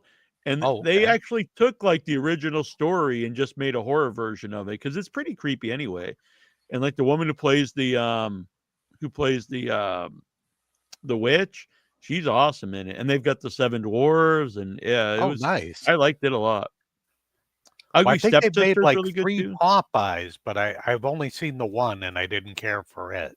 Yeah, I haven't seen any of those. I saw some of one of those Popeyes, and I was kind of into it, but it was like the first. I probably saw like the first 20 minutes of it. Like Popeye the Slayer Man, I think. I think so. And then there's the Winnie the Pooh one that looks kind of creepy. So yeah, Troy and I went to see that one, and so the opening is great, but it was really disappointing because like they just made like a typical slasher, and like I don't know, a couple of things in the movie really worked for me. Yeah, is when because the they look of the guys were great. Like, Yeah. you know, Piglet and Pooh both looked amazing. So when they were actually like beasts, like Winnie the Pooh, when he just like slashes a guy's head like off, and Piglet just eats a man's face, like that was pretty Yeah. But the rest of it, like they have him driving a car for some reason. And I'm Oh like, yeah. Yeah, and then But he's I've got heard- like a chainsaw for no reason whatsoever. It's like if you have built-in bear claws, why would you need Yeah. anything else? But I've heard the Exactly. sequel's really good, but I've not seen it, so I need to Oh. see it. And oddly enough, Richard Stanley's making like the 3rd one or something. Oh, no Richard kidding. Stanley's making. Like, Wow. I was like, what? Like he's making a Winnie the Pooh horror movie, but. And the Ugly Stepsister is really good. That's Okay. I don't know if it's French, But it's a horror retelling of Cinderella, but told through like the point of view of the stepsister. Is it available anywhere yet, or is it still making the? I saw it at Wow. Buff. I think it's actually on Shudder. I think it's on Oh, Shudder. okay. All right, that I definitely check out.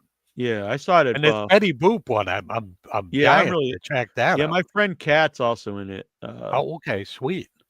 So I'm excited to see that. It looks fun. It was funny actually when I saw The Ugly Stepsister, because when I'm at festivals, I try not to read too much about the movie, kind of going completely blind. And so, but like, it was probably like a half hour into the movie. I'm like, oh, wait a minute, this is Cinderella. Oh, Like, okay. I didn't even realize it at first. And we got the Running Man, I think, coming out tomorrow, right? Yeah, I'm excited. So the the Running Man, I had read it for the first time not that long ago, a couple of years ago. And when I was reading, because I love the Running Man with Arnold Schwarzenegger. I think it's a great movie. It's very fun. So I'm listening to the audiobook and I was like, the movie version is like pretty much nothing like the book. But yeah, it the doesn't make character names are the same. And that's Yeah. I love the movie too, even though it goes off the rails as far as like, comparing it to the And so the But whole I don't time know I'm how like, close this one's gonna be either, yeah, the whole time I'm thinking like this is a one you could do a new version of and just make it like the book until we get to the very end. Because I'm like, the end's awesome, but I'm like, you can't make this today. Like people are gonna be like, what the hell are you doing? Being the worst taste ever, Yeah. So I'm excited for it. There's like a bunch of I haven't seen the new Predator, so I'm gonna see that Saturday. I've heard that one looks real good too. Yeah, some people loved it, some people hated it, but the people that hated it, they hated it because like a woman's in it. So I don't know. Is Like, it the same? Is it the same woman from the first one? oh no, I don't think so. From the last one? From Prey, yeah. Yeah, no, I don't think so. Yeah, I think this is like that android woman. I just saw the trailer. Yeah, it looks cool. So that the new Oz Perkins movie's coming out is out this weekend too. That one looked good from the trailer too. Yeah. So there's a lot of stuff out this week. Wow, kind of crammed everything in the same weekend. I think it would be better if they spread those out a little. Yeah, I agree. Because I think there's another movie I'm seeing too. Well, I wonder what's the Christmas block. Oh yeah. The Carpenter's Son, which I'm really excited about too. That's a Jesus horror movie. People are like, hell yeah. Oh wow. Starring when you first said that, I thought you meant the Carpenters, like Karen Carpenter. No. Like, oh yeah, I'm dying to see that. It's a horror movie about Jesus, star Nicolas Cage. I'm like, I have to see this movie. What? Really? Yeah. I haven't seen the trailer for that. I don't think it's played many places, but it's played in Boston, so I'm all excited to see it. How'd they keep that under wraps? I know, crazy Nick Cage. I'm usually there anyway, no matter what. I'm into that. I will definitely see that movie. And is it even? I don't think it even says what the movie's about on my app here. But yeah, I think he plays Jesus. Oh, just watched Face Off again recently. Haven't seen it in a long time. Oh, nice. He's amazing in that, of course. Yeah. It's like action scene every 5.5 minutes. It's nuts. Like a $10 million action scene every 5.5 minutes. It's like the wildest pacing of any movie I've ever seen. So true. A remote village in Egypt explodes into spiritual warfare when a carpenter, his wife, and their son Jesus are targeted by supernatural forces. So he must play the dad, actually. Jesus. This is amazing. God, you mean? Yeah, exactly. Yeah. As he should. It's not doing so great on Rotten Tomatoes. It's at 33%. It's got 8 out of 10 on IGN. So I don't care about stuff. Yeah, I'm the same as Troy. Like Nicolas Cage is in it. I'm gonna watch it. Oh yeah, you have to. I'm pumped for it. And I never even regret it either. Even if I don't like the movie that much, I'm always like, that was crazy. And I remember it. Have you makes seen it worth watching no matter what? Have you seen his newest? I don't know if it's his newest, but The Surfer. No, I No. want to see that one too. I liked it a lot too. It played I saw it at Buff too, Boston Underground Film Festival. It's really insane. It's a trippy, weird movie. Yeah, I'd recommend it. It's hard to even looked like explain what it's Mandy about. just from the trailer, you know, like I wanted to see it. Yeah, that guy that I posted a picture of, Shane, he designed the Cheddar Goblin from Mandy, which was pretty wild. Nice. So, a friend of ours, they posted pictures here from their movie Redhead 2, Deadhead. And so this couple that they make their movies down in their basement. Oh my goodness, that's awesome. And this must have just been their Christmas photos. I thought it was new pictures from their movie, but their new pictures from their movie looks totally insane. And what was really weird, Troy, is the guy used to work at the Drunk Tank with our co-founder of the show, John. With John, no kidding. Yeah. Wow. That's pretty wild. What a Small world. That's Yeah. crazy. The Drunk Tank in the WV, West Virginia. It spawns, the creative juices, I think, at the Drunk Tank. Exactly. Oh, I know AJ knows the movie, but did you see Dream Eater? I saw some of it. So I'm going to be I'm going to be interviewing the directors. It'll be like a press day, like a short interview, but I'll be interviewing the 3 directors tomorrow. On here? Yeah, I'll be on Without Your Head. That's cool. They just released, and they were just released a couple weeks ago. Yeah. I think it's I don't have the info here, but I think is it coming to Shudder? It's coming to somewhere. Oh, okay. Didn't know that. I think it played limited release theaters, and then I think it's coming to either Shudder or maybe it might be coming to Cineverse. It's coming to somewhere anyway. I'll have the information tomorrow. Nice. I'll be prepared tomorrow, trust me. Maybe. I don't know. But this is the convention that Master Zog will be at. Banquet of the Dying Daylight. Whoa. Where's that going to be? In Worcester. Nice. So either of you are welcome to join Master Zog and myself at the Without Your Head booth. Hell Is yeah. it going to be like a medieval fest as well? It is. Is it? Awesome. So our friend Adam Newman, has been on the show several times. He's making a movie. I forget what the movie's called. It's called Dying Daylight, and this is it's a sword and sorcery movie, and this is his convention, and Master Zog will also be in that feature film. Nice. So Master Zog will be the Zogiverse, I guess, the Zogverse. Oh, the puppet. Yeah, I'm gonna get jealous of the puppet. I know. Yep. Be strangling it. I gotta figure out how to travel with them. Like maybe I just don't bring any clothes. I don't know. I just put them in my suitcase, and he'd be like, "No room for your clothes, bitch." I'm like, what the fuck? He tells you what to do now. Exactly. I feel like you need a little trunk. Yeah. Little trunk, and it's the inside of it looks like a cockpit. And he just sits in there. Ooh. Oh, those look nice. Mm-hmm. These are from a movie that'll be coming out at some point in time. Hell yeah, they will. I'm also looking forward to that one. Yeah, I'm very excited. We have some trailers if you would like to watch them. Yes, always. Trailer us up. Be the man. I see my friend of ours just messaged me too that he's got a new trailer out. Ooh. Zombie Duran from Rhode Island. Yes, if I wanted it, I said yes. But then he never sent it to me. Oh. Maybe he's like, too bad. I just wanted to see if you wanted it. Yeah. Do you want it? Just wondering. Let me pull this up. Give me 1 second.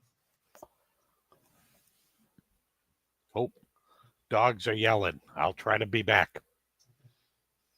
All right.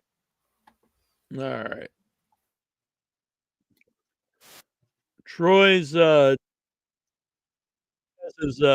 his out. He's like, oh yeah, the dogs are barking. I don't want to talk to you anymore. His feet just hurt really bad. No, his actual dogs. All right. What's first up? Warren. I haven't watched any of these. These were all sent to me today. So in the future, if you'd like your trailer played on the show, you can message me on whatever social media or email withoutyourhead@gmail.com. All right. This is Warren County. I have known nothing about any of these.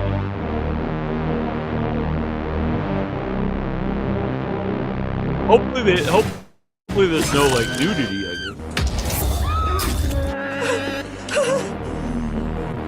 Hello, thank you for tuning in. You are listening to Just Rick, the real, true crime podcast.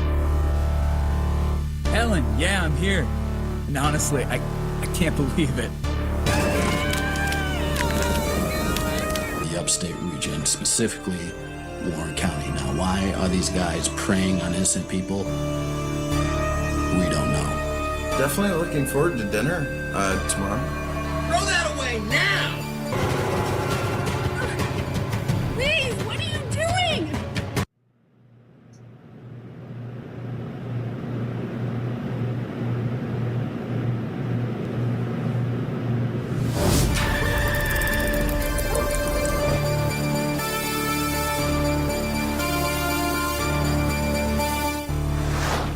Warren County. It's cool. I like the synth. Perfect. It was perfect, and because it's I can. Yeah, man, they I can get really like just run all that through my AI. you don't see like which a means fake out ending on a trailer. I don't really need you anymore. This is like the post credit of the trailer. I don't need you. I was the first one to We ever don't join want the military in ads. my family. When I got These out, stinking I knew ads that I out of wanted to here. go For bad idea. Well. Hello, stranger. We heard you might have left us. But then again, we hear many things. A stranger has awoken. Who am I? You're different. You're special. You're dead. You're dead. Special, different, and dead. Those are the only words I hear, and they mean nothing to me. Why, sometime last week you were here. It was you and that girl.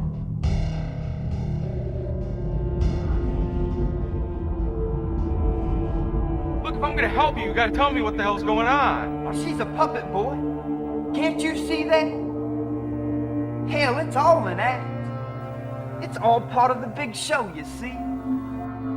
I'm real sorry for all this, but hell, there ain't no happy ending this time around. You're gonna kill her. أنا؟ لا.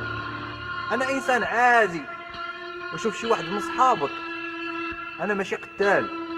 شي واحد من أصحابك هو اللي يدير هذه الفعلة. Why is it that every time I get close to her, she dies?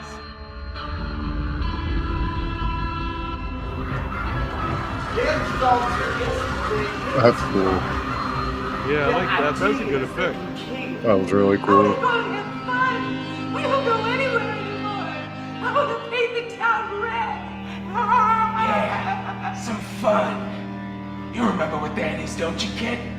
Man, if them voices don't get you, then the vultures surely will. They can turn this here paradise into a feeding ground.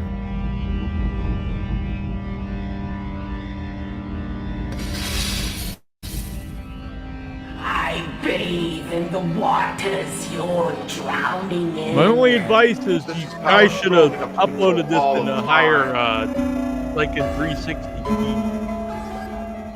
Because he has some cool effects. Show us your power. Where is she? You really disappoint us. In the astral field, we ask with our minds. You close your eyes and think about that real hard. The walls speak your name, Dark One. Look, I know you're leaving something out. All right? I know you haven't told me everything.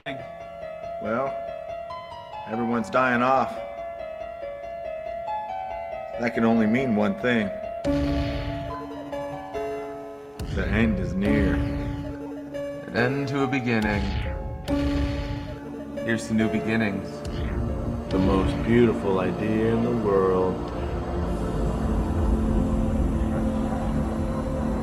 Look, I can explain that later, but right now we just gotta get out of here. The truth lies between the perception of dreams and the illusion of reality.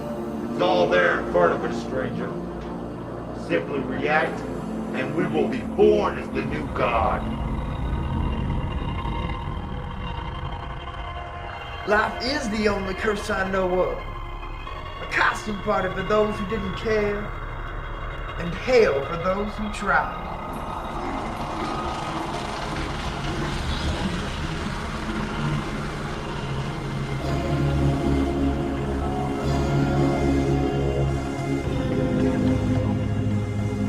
What are you gonna fight for?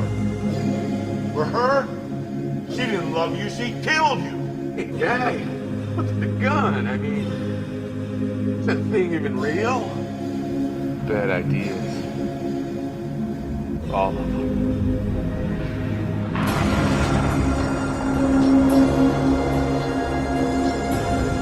Bad ideas.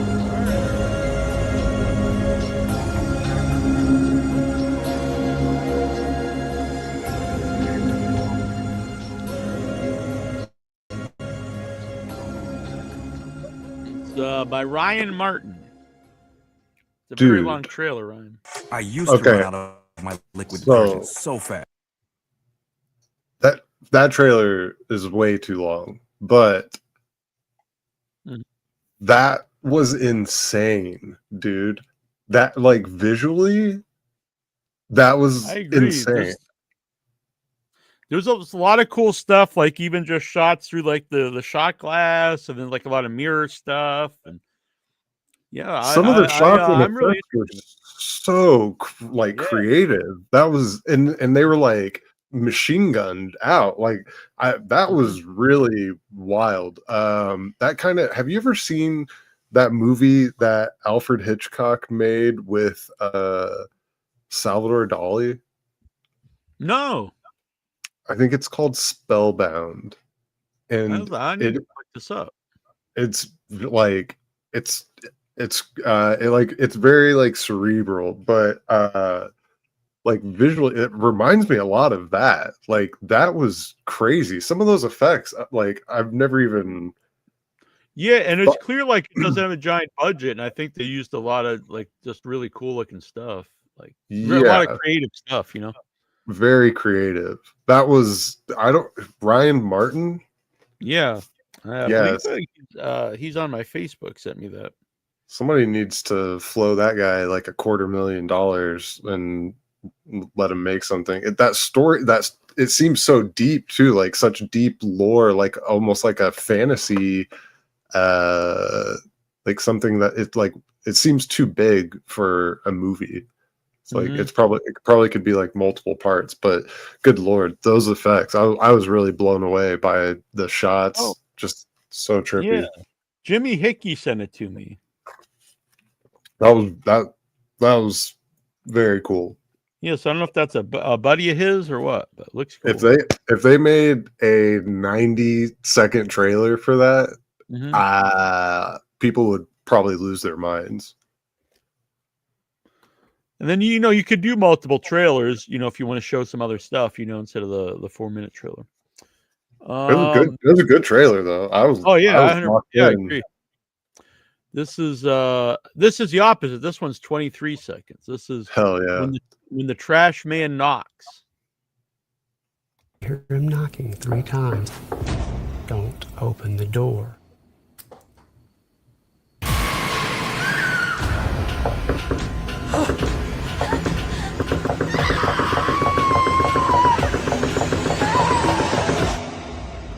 He's come back for you, Caroline.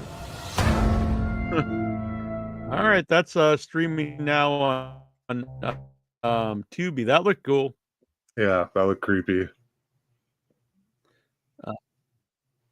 Up now is Frenzy Moon. We just had the director of this and the cast on a few weeks ago. A friend of mine, Greg Lamberson, made this, his new werewolf movie. This is the new trailer for it.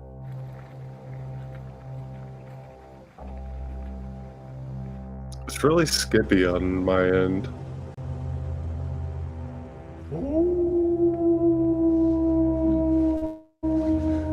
Oh, I can see it's the. It's not coyotes. Was the other one that way, or just this one? Or wolves. The last two weren't. Werewolves. Look out! What's up? Playing fine on my other end, but I can see it's kind of skippy on the. I need to make sure that you are people. Maybe it's too high of a reader. Circling us.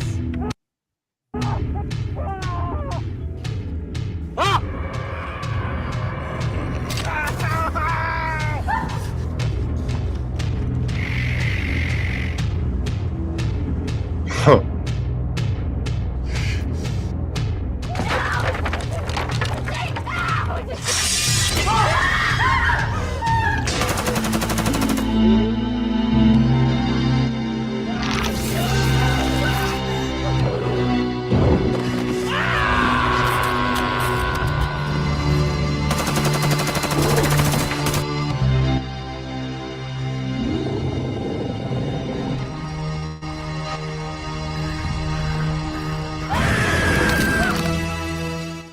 Nice. Hell yeah. That This looks is the fun. one. That's Frenzy Moon. Yeah, Frenzy Oh. Moon. It was really cool. I like all the What were you about to guns. say? Sorry. The gun stuff with that looks Yeah, really it's, fun. With the werewolf. And it has like a sort of like the Thing feel, because it's like people in a cabin, and they start to get like paranoid, like who's the werewolf, who are the werewolves. Yeah, that sounds really fun. I like that. This one is Florence. Since the beginning of the pandemic, it's been hard to keep track of time. So forgive me if I tell this out of order. Still trying to keep my head straight. Or if what I'm saying is truth or speculation. But either way, it always ends the same.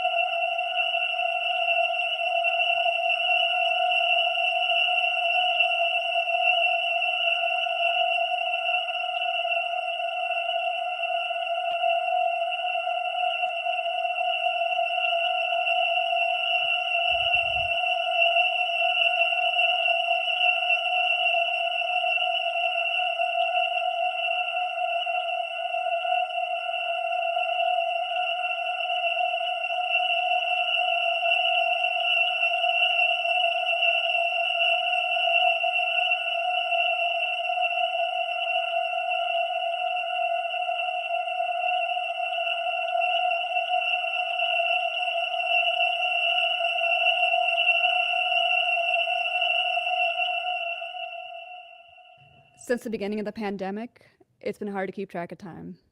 So forgive me if I tell this out of order. Still trying to keep my head straight. Or if what I'm saying is truth or speculation. But either way, it always ends the same.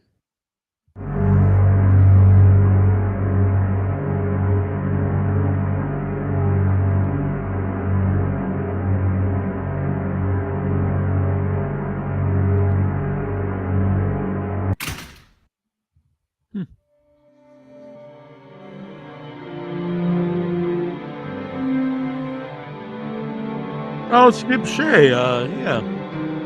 A local filmmaker out of Boston, I know. He's a good dude. Very suspenseful. Yeah, the music was very unsettling there. Yeah, eerie. Believe that was it for this week on the trailers. If you'd like to send some in the future, yeah, I always like to watch the trailers. Those are some good trailers. Mm-hmm. And you know, anyone love trailers so much. I know. I'm a big fan of trailers as well. Big trailer guy. I'll be seeing some this weekend. Gonna be go see. I wonder what kind of trailers they're gonna show before the Jesus horror movie. That's a really good question. It's like, some movies probably won't want to be like part of that. Do they get to decide that? I don't know. That's a good question. I wonder if you do. Like, I'm sure, like, you could be like choose not to be in front of. I don't know. Or if they find out, do they get pissed? Well, I had a movie play at AMC once, and I was like, "Are trailers gonna play before this, or is it just gonna like cold open?" Because I hate that. And they didn't tell me anything, and it just played like studio trailers before, and I was like, "Oh, okay." And they were kind of the same genre as the film, but it totally worked. I mean, it was very natural and fluid, and I gave them the file like an hour before it played. So, oh, sweet, yeah. I thought that was kind of interesting. That's where I go see a lot of the stuff, because my AMC shows a lot of weird stuff. Maybe other AMCs do too. I don't know. But when I did go see, it was the Eli Roth produced movie, not the Dream Eaters, but it was one before that. Is Somebody and Somebody was a name. It's like it was a yeah, the crazy one, the like neon purple and green one. Yeah, where they're fighting aliens in the guy's apartment. It's like Brick and Stitch or something like that. Yeah. What is that? What is that called?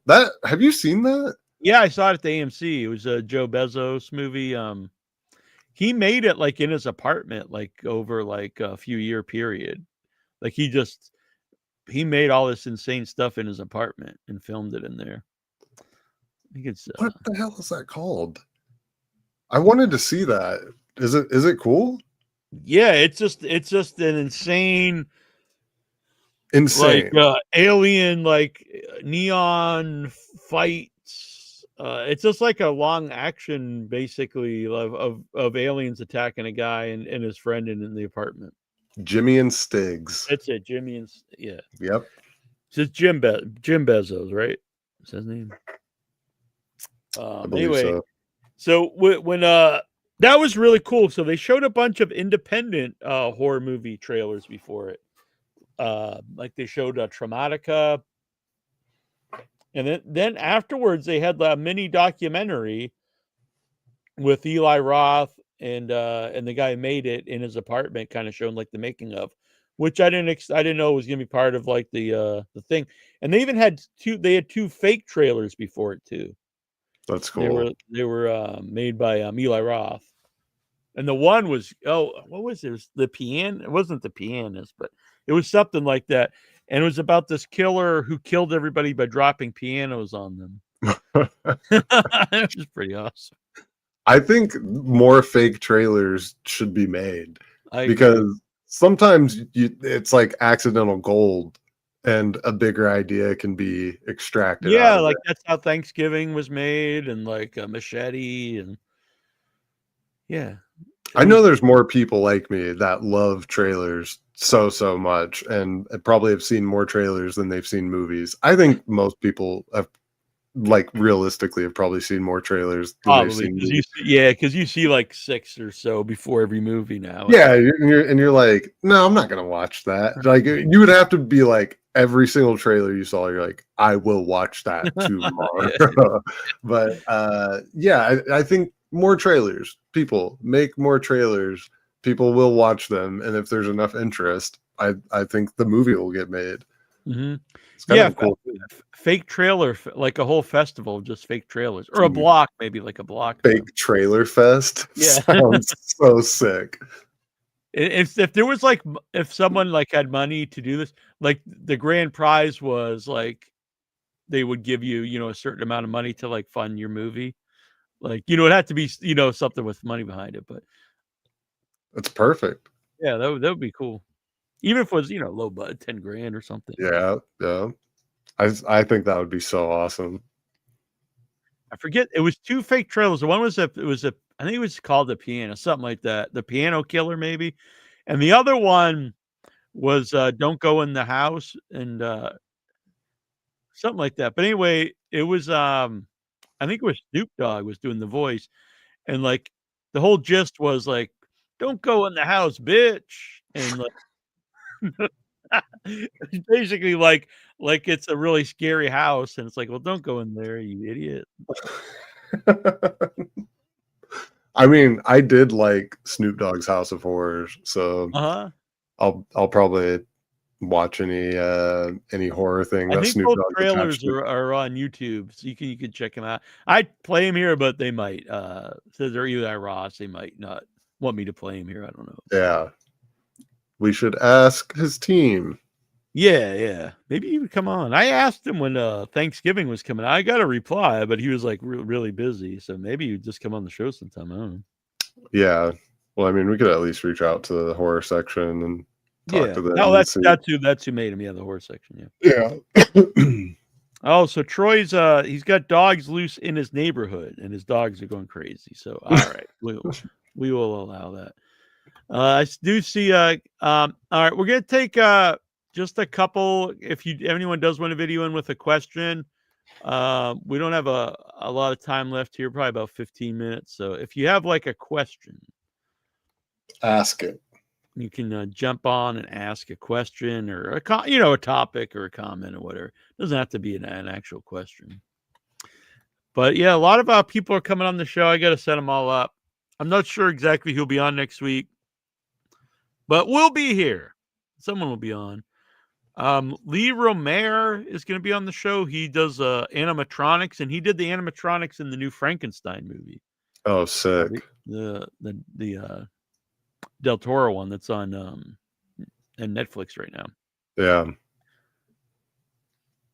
looks awesome. I loved it. We got to see it. Me, Troy, and our mom went to see it at the theater, like because it had a limited release before it hit Netflix. And so it's cool. I think they do that with all like the big Netflix movies, because I saw The Irishman in the theater before it hit Netflix. Yeah, I mean they're probably testing it somewhat. Yeah, and I think that's how they can be eligible for the Oscars. I think. True. They have to play the theater for a little bit. Are you ready for John Ritter? Oh. Oh, he got no, it's not. Smoke bomb. He's offended by my song. Did not like none of that. Yeah.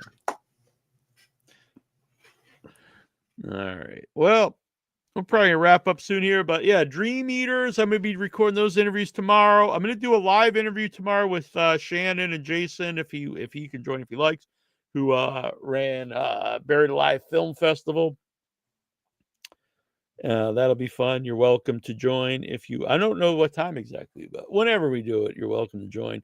Tara might jump on as well. Awesome. I believe it's Jason's birthday today, is why they weren't on tonight. But happy birthday, Jason. Happy birthday. Good excuse to not be here. Enjoy your birthday. Although we would just love you and tell you happy birthday 100 times. Exactly. And Tara, she was like apologetic because she had plans with a friend, I'm like, that's totally fine. You can go out with your friends. All right. You're allowed. Exactly. We let her John, out. yeah, John, you're not allowed to though. Oh, good. I like to be drunk for my birthday anyways. I think we all do. Oh, what, for my birthday? Yeah, you can get drunk on my birthday. Perfect. It is your birthday, John. Thank you for the permission. I am How you allowed. doing, Neo? Yo, what's up, cousin AJ? What's up, brother? Anthony, what's up, Yeah. Choco? I had a good week. and everything. I went to a St. John's game. Oh, dang. What's St. John's? Basketball. Basketball All right. game? It's crazy. We lost. I'm going to see The Running Man. I'm Gonna go see Wicked. Gonna go see Avatar. Wicked. Wow. All right. All at once. Nia, where's Tara this week? She had some plans with a friend. Okay, no problem. So I'm doing good. Hey, John, how you doing, buddy? We'll be back next week, or maybe. All right, tomorrow. so I'm good. This is the best time. I'm going to post that on my Instagram. So I'm doing good and everything. I got some the Lilo and Stitch movie. I got some packages tomorrow. I'm going to the thrift store. Hell, I'm a thrift store guy myself. Me too. Me too. Gonna get Elvis in Hawaii. You saw it there? No, I saw a VHS there. Oh, and you didn't get it? And you think it's I'm gonna gonna get be it there? tomorrow. I'm gonna get it tomorrow. You better get up early. So Anthony, yes. My favorite thrift store in town, and it's at a church. Really? That is on the cover of an Elvis album. It's Really? Really? Local famous place. Yes, that's weird. Really, I'm watching the Jets. I'm watching New England being down my Jets, unfortunately. Oh man.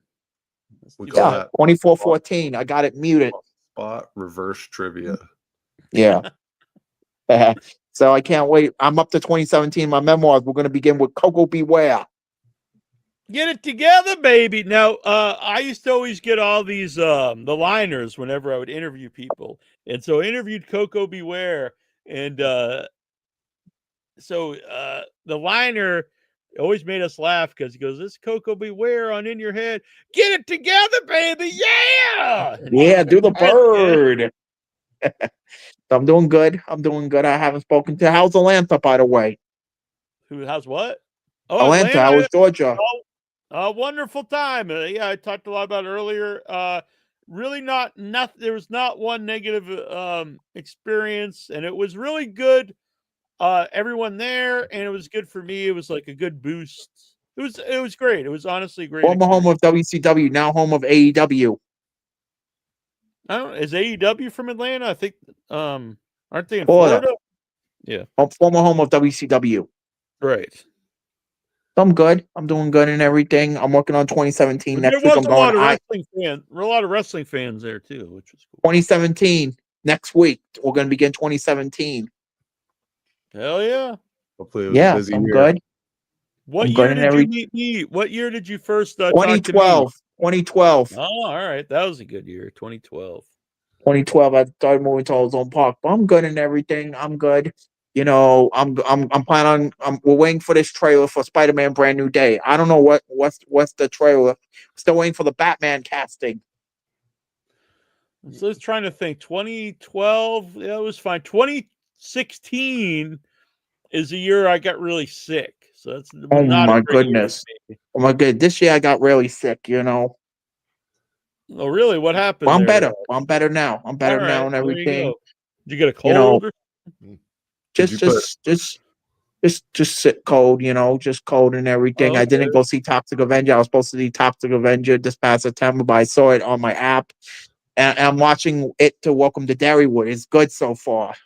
Yeah, my mom's a big fan. I haven't watched I'm a it big yet. fan. We got 3 more episodes left, and I'm watching Power. I'm looking forward to Lanterns. I don't know when the trailer will be out. Soon, I bet. Soon. It Yeah. better be soon.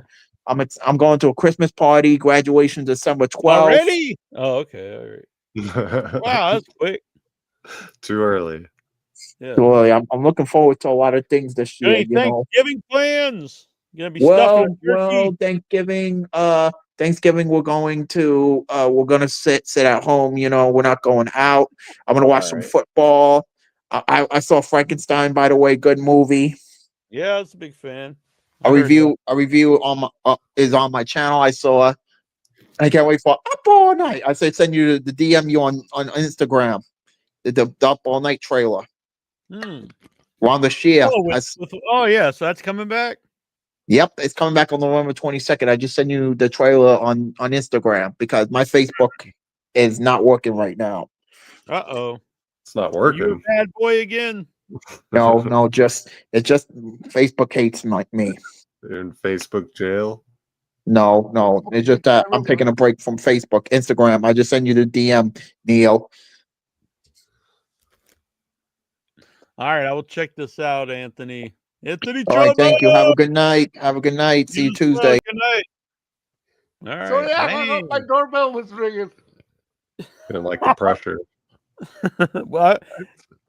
Is Anthony your doorbell, John? No, I would hung up my doorbell. No, Benny.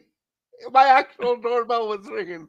All right. So what do you got going on, John? Fuck off. My usual stuff, writing, doing art. That's good. You got to stay creative. Yeah, you're good. Yeah. I can see some of your art in the back. Yeah. It's looking good. Yeah, I like that one. That pink one. I have some of other I have side. That side. Yep. Yeah. John. Oh, you have some of his art? Yep. Good man. When we do the Secret Satan, I always do. Yeah, just unfortunately. So you might not know, Joe. We used to do Secret Satan. And so people would send gifts. I'd wrap them up and then resend them out to people. It was honestly super fun community event. But shipping has just gotten so expensive. International shipping, because John's in Canada, and it's so unfortunately I actually stopped it during the pandemic because you couldn't really. And then I don't know if we did it once after that or not, but it was a really fun. Yeah, we might not have done it since the pandemic. You did it right after I got back. Okay, all right. So we must have did it once after the pandemic, but yeah, it just gets it unfortunately used to be able to send stuff for a couple bucks, but now it's at least like six or. And then if you've got a bunch of people sending stuff, it comes to hundreds of dollars. Yeah. But it was a fun event. Maybe if we could get a sponsor for it or something. But there's a lot of cool stuff going on. So Secret Satan brought to you by Colgate. Yeah, Secret Satan. It was a fun time. Which was Terrible Troy named it Secret Satan. I know someone else out there may take credit for it, but Terrible Troy had named it Secret Satan. Gotta coin that. Exactly. It was a fun time. It sounds so funny. Apparently, Stuttering John was talking about me earlier, but I was doing the show, so I don't know what's happening. He's upset. Yeah, we have a very tumultuous relationship. Just tell him to come on right now. He won't come on. Yeah, I'll send the link right now. Here. Oh God. Stuttering John, are you here? I have his email. I have his. He's on my. I think he blocked my phone. No, I don't know. I don't think he's gonna come on. He wants you to go on his show. I'm gonna send him the link. We'll give him like 5 minutes here while we're wrapping up. All right. I'm not gonna dox him and say his email or number or anything. No. Oh, because we all want it real bad. No. That's. Oh, believe me, there are people out there who would want it. That's over the line. Yeah, I don't do that kind of stuff. Let's see. But Mr. Studman. If he sounds like he wants to talk, I mean, we're all talking. Great time. Come on the show. Yeah, there was a big blow up a little while ago. So for people who really, it's very hard to go over all this. So like a year ago, I was on Stuttering John. He then he hated me, and then because I went on another show, and so there's all these clips of that, and then all right, so then this year a friend of Stuttering John's asked me, he's like, Nasty Neil, I think I could get you back on the Stuttering John show if you would like to do that. And I was like, sure. And then he comes back, he wants you to Venmo him $200. I'm like, no, it's not happening. And then the next day he was like, $100 is his final offer. And I'm like, no, I'm not paying anyone to go on their podcast. And then somebody super chatted him $1.99 and was like, justice for Nasty Neil, send Nasty Neil a link. So then he sent me a link for the $2 from somebody else. So then I went on there, and he was like really adamant that I apologize for going on other shows last year. It's a bunch of nonsense. And then eventually we started having fun. And so I was like a regular on the Stuttering John show. I was on his big birthday show, his 60th birthday show. He was shit-faced, but it was fun. It was a fun time. And then a few weeks ago, it was the week before I went to Atlanta. So it was not that long ago, 2 weeks ago, I guess.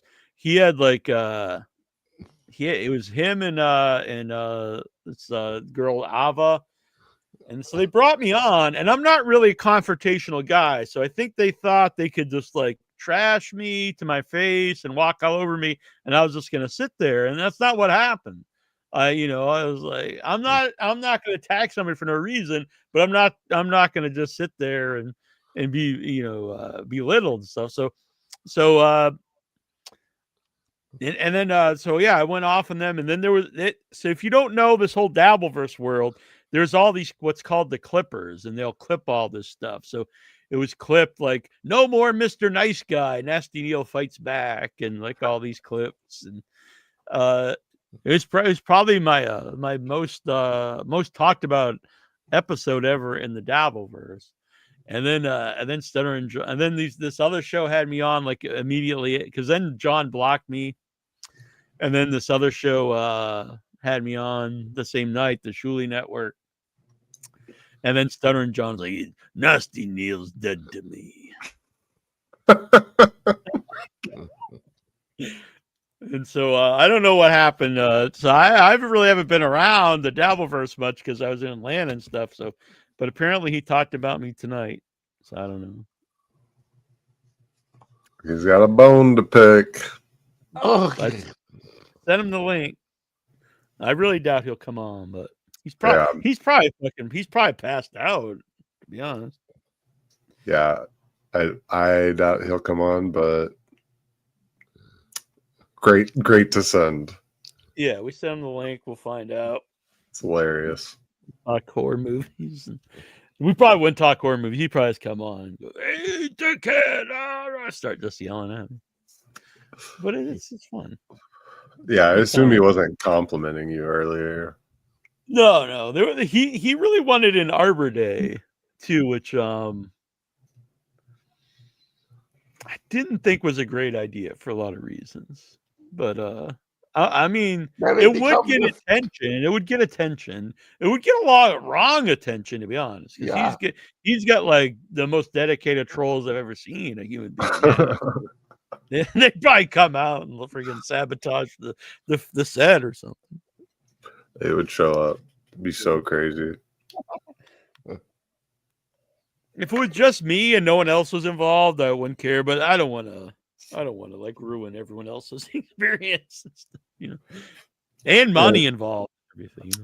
Yeah, and then they'd like brigade the reviews and be weirdos. Yeah, probably. It probably wouldn't have worked out. But and that one actually is not any fault of Stuttering John. He has very dedicated trolls, so that probably not worked out. Yeah. But I don't foresee him coming on here. So is there anything you would like to tell folks, Mr. Reddy? I watched a movie called Abraham's Sons yesterday. Oh, you know what? I wanted to see that when it came out, but for some reason I didn't get to see it. That's Joe Hill's story, right? Yeah. It's good in like an atmospheric sort of way. It's not gonna scare you like. Yeah, that's what Michael Epstein told me, was that it was not like, because I think they billed it as more of like a overt horror you know, like a vampire movie, and it is, I guess, but it's not like you're saying, it's not like a gory movie or something. No, you're not gonna go, oh, that blew my mind. You're gonna go, oh, what the fuck? You know. I like that too. Yeah, I do too. That's what I like about horror. It all depends what mood I'm in. You know? Oh yeah. It's a spectrum. Exactly. We're on the horror spectrum. We're on the horror spectrum. No comment. You're gonna get canceled. Yes. One end you got basket case, and the other one you got Abraham. That was awesome. I like your glowing headset there, John. Yep, apparently it's a gamer headset. It's gonna make it real hard for you to sneak up on somebody. Oh, it's hard for me to sneak up on somebody anyway. Maybe now it's gonna be harder. I'm fucking loud if you haven't noticed. Where did you see Abraham's Boys? Is it I have Shudder through AMC. Oh, it's on Shudder. Okay, I'll have to check that out. Yeah, it's pretty good. Yeah, I will check that out. You know what? I'm very cold. Oh, really? I do the show in my basement. I do have this. I don't have it plugged in at the moment, but it's my start little. I have a getting floor heater warm. next to me. I don't have it plugged in. He's not showing up. Oh, yeah. He's not showing up. No, he's not showing up. All right. Well, we'll be back tomorrow with Shannon. I'm not sure the exact time yet. Whatever works for Shannon's cool by me. Probably like 7, 8, or 9, somewhere around there. And Jason, if he so desires, AJ may, whoever wants back on, you're welcome to come back on. And anyone out there that was at Buried Alive, you're also welcome to come on and talk about your experience. Please. It was a great time. Love to hear about it. All right. Yeah, guys. See you, Mr. Reddy. Yeah, see ya. Have a good night, John. I actually Good love your night. headset. Matches my microphone. Oh yeah, I didn't even think of that. Yeah, good pairing. All right. Till next time. This is Nasty Neil. I'm your cousin AJ. I'm John. Yeah. This is without your head.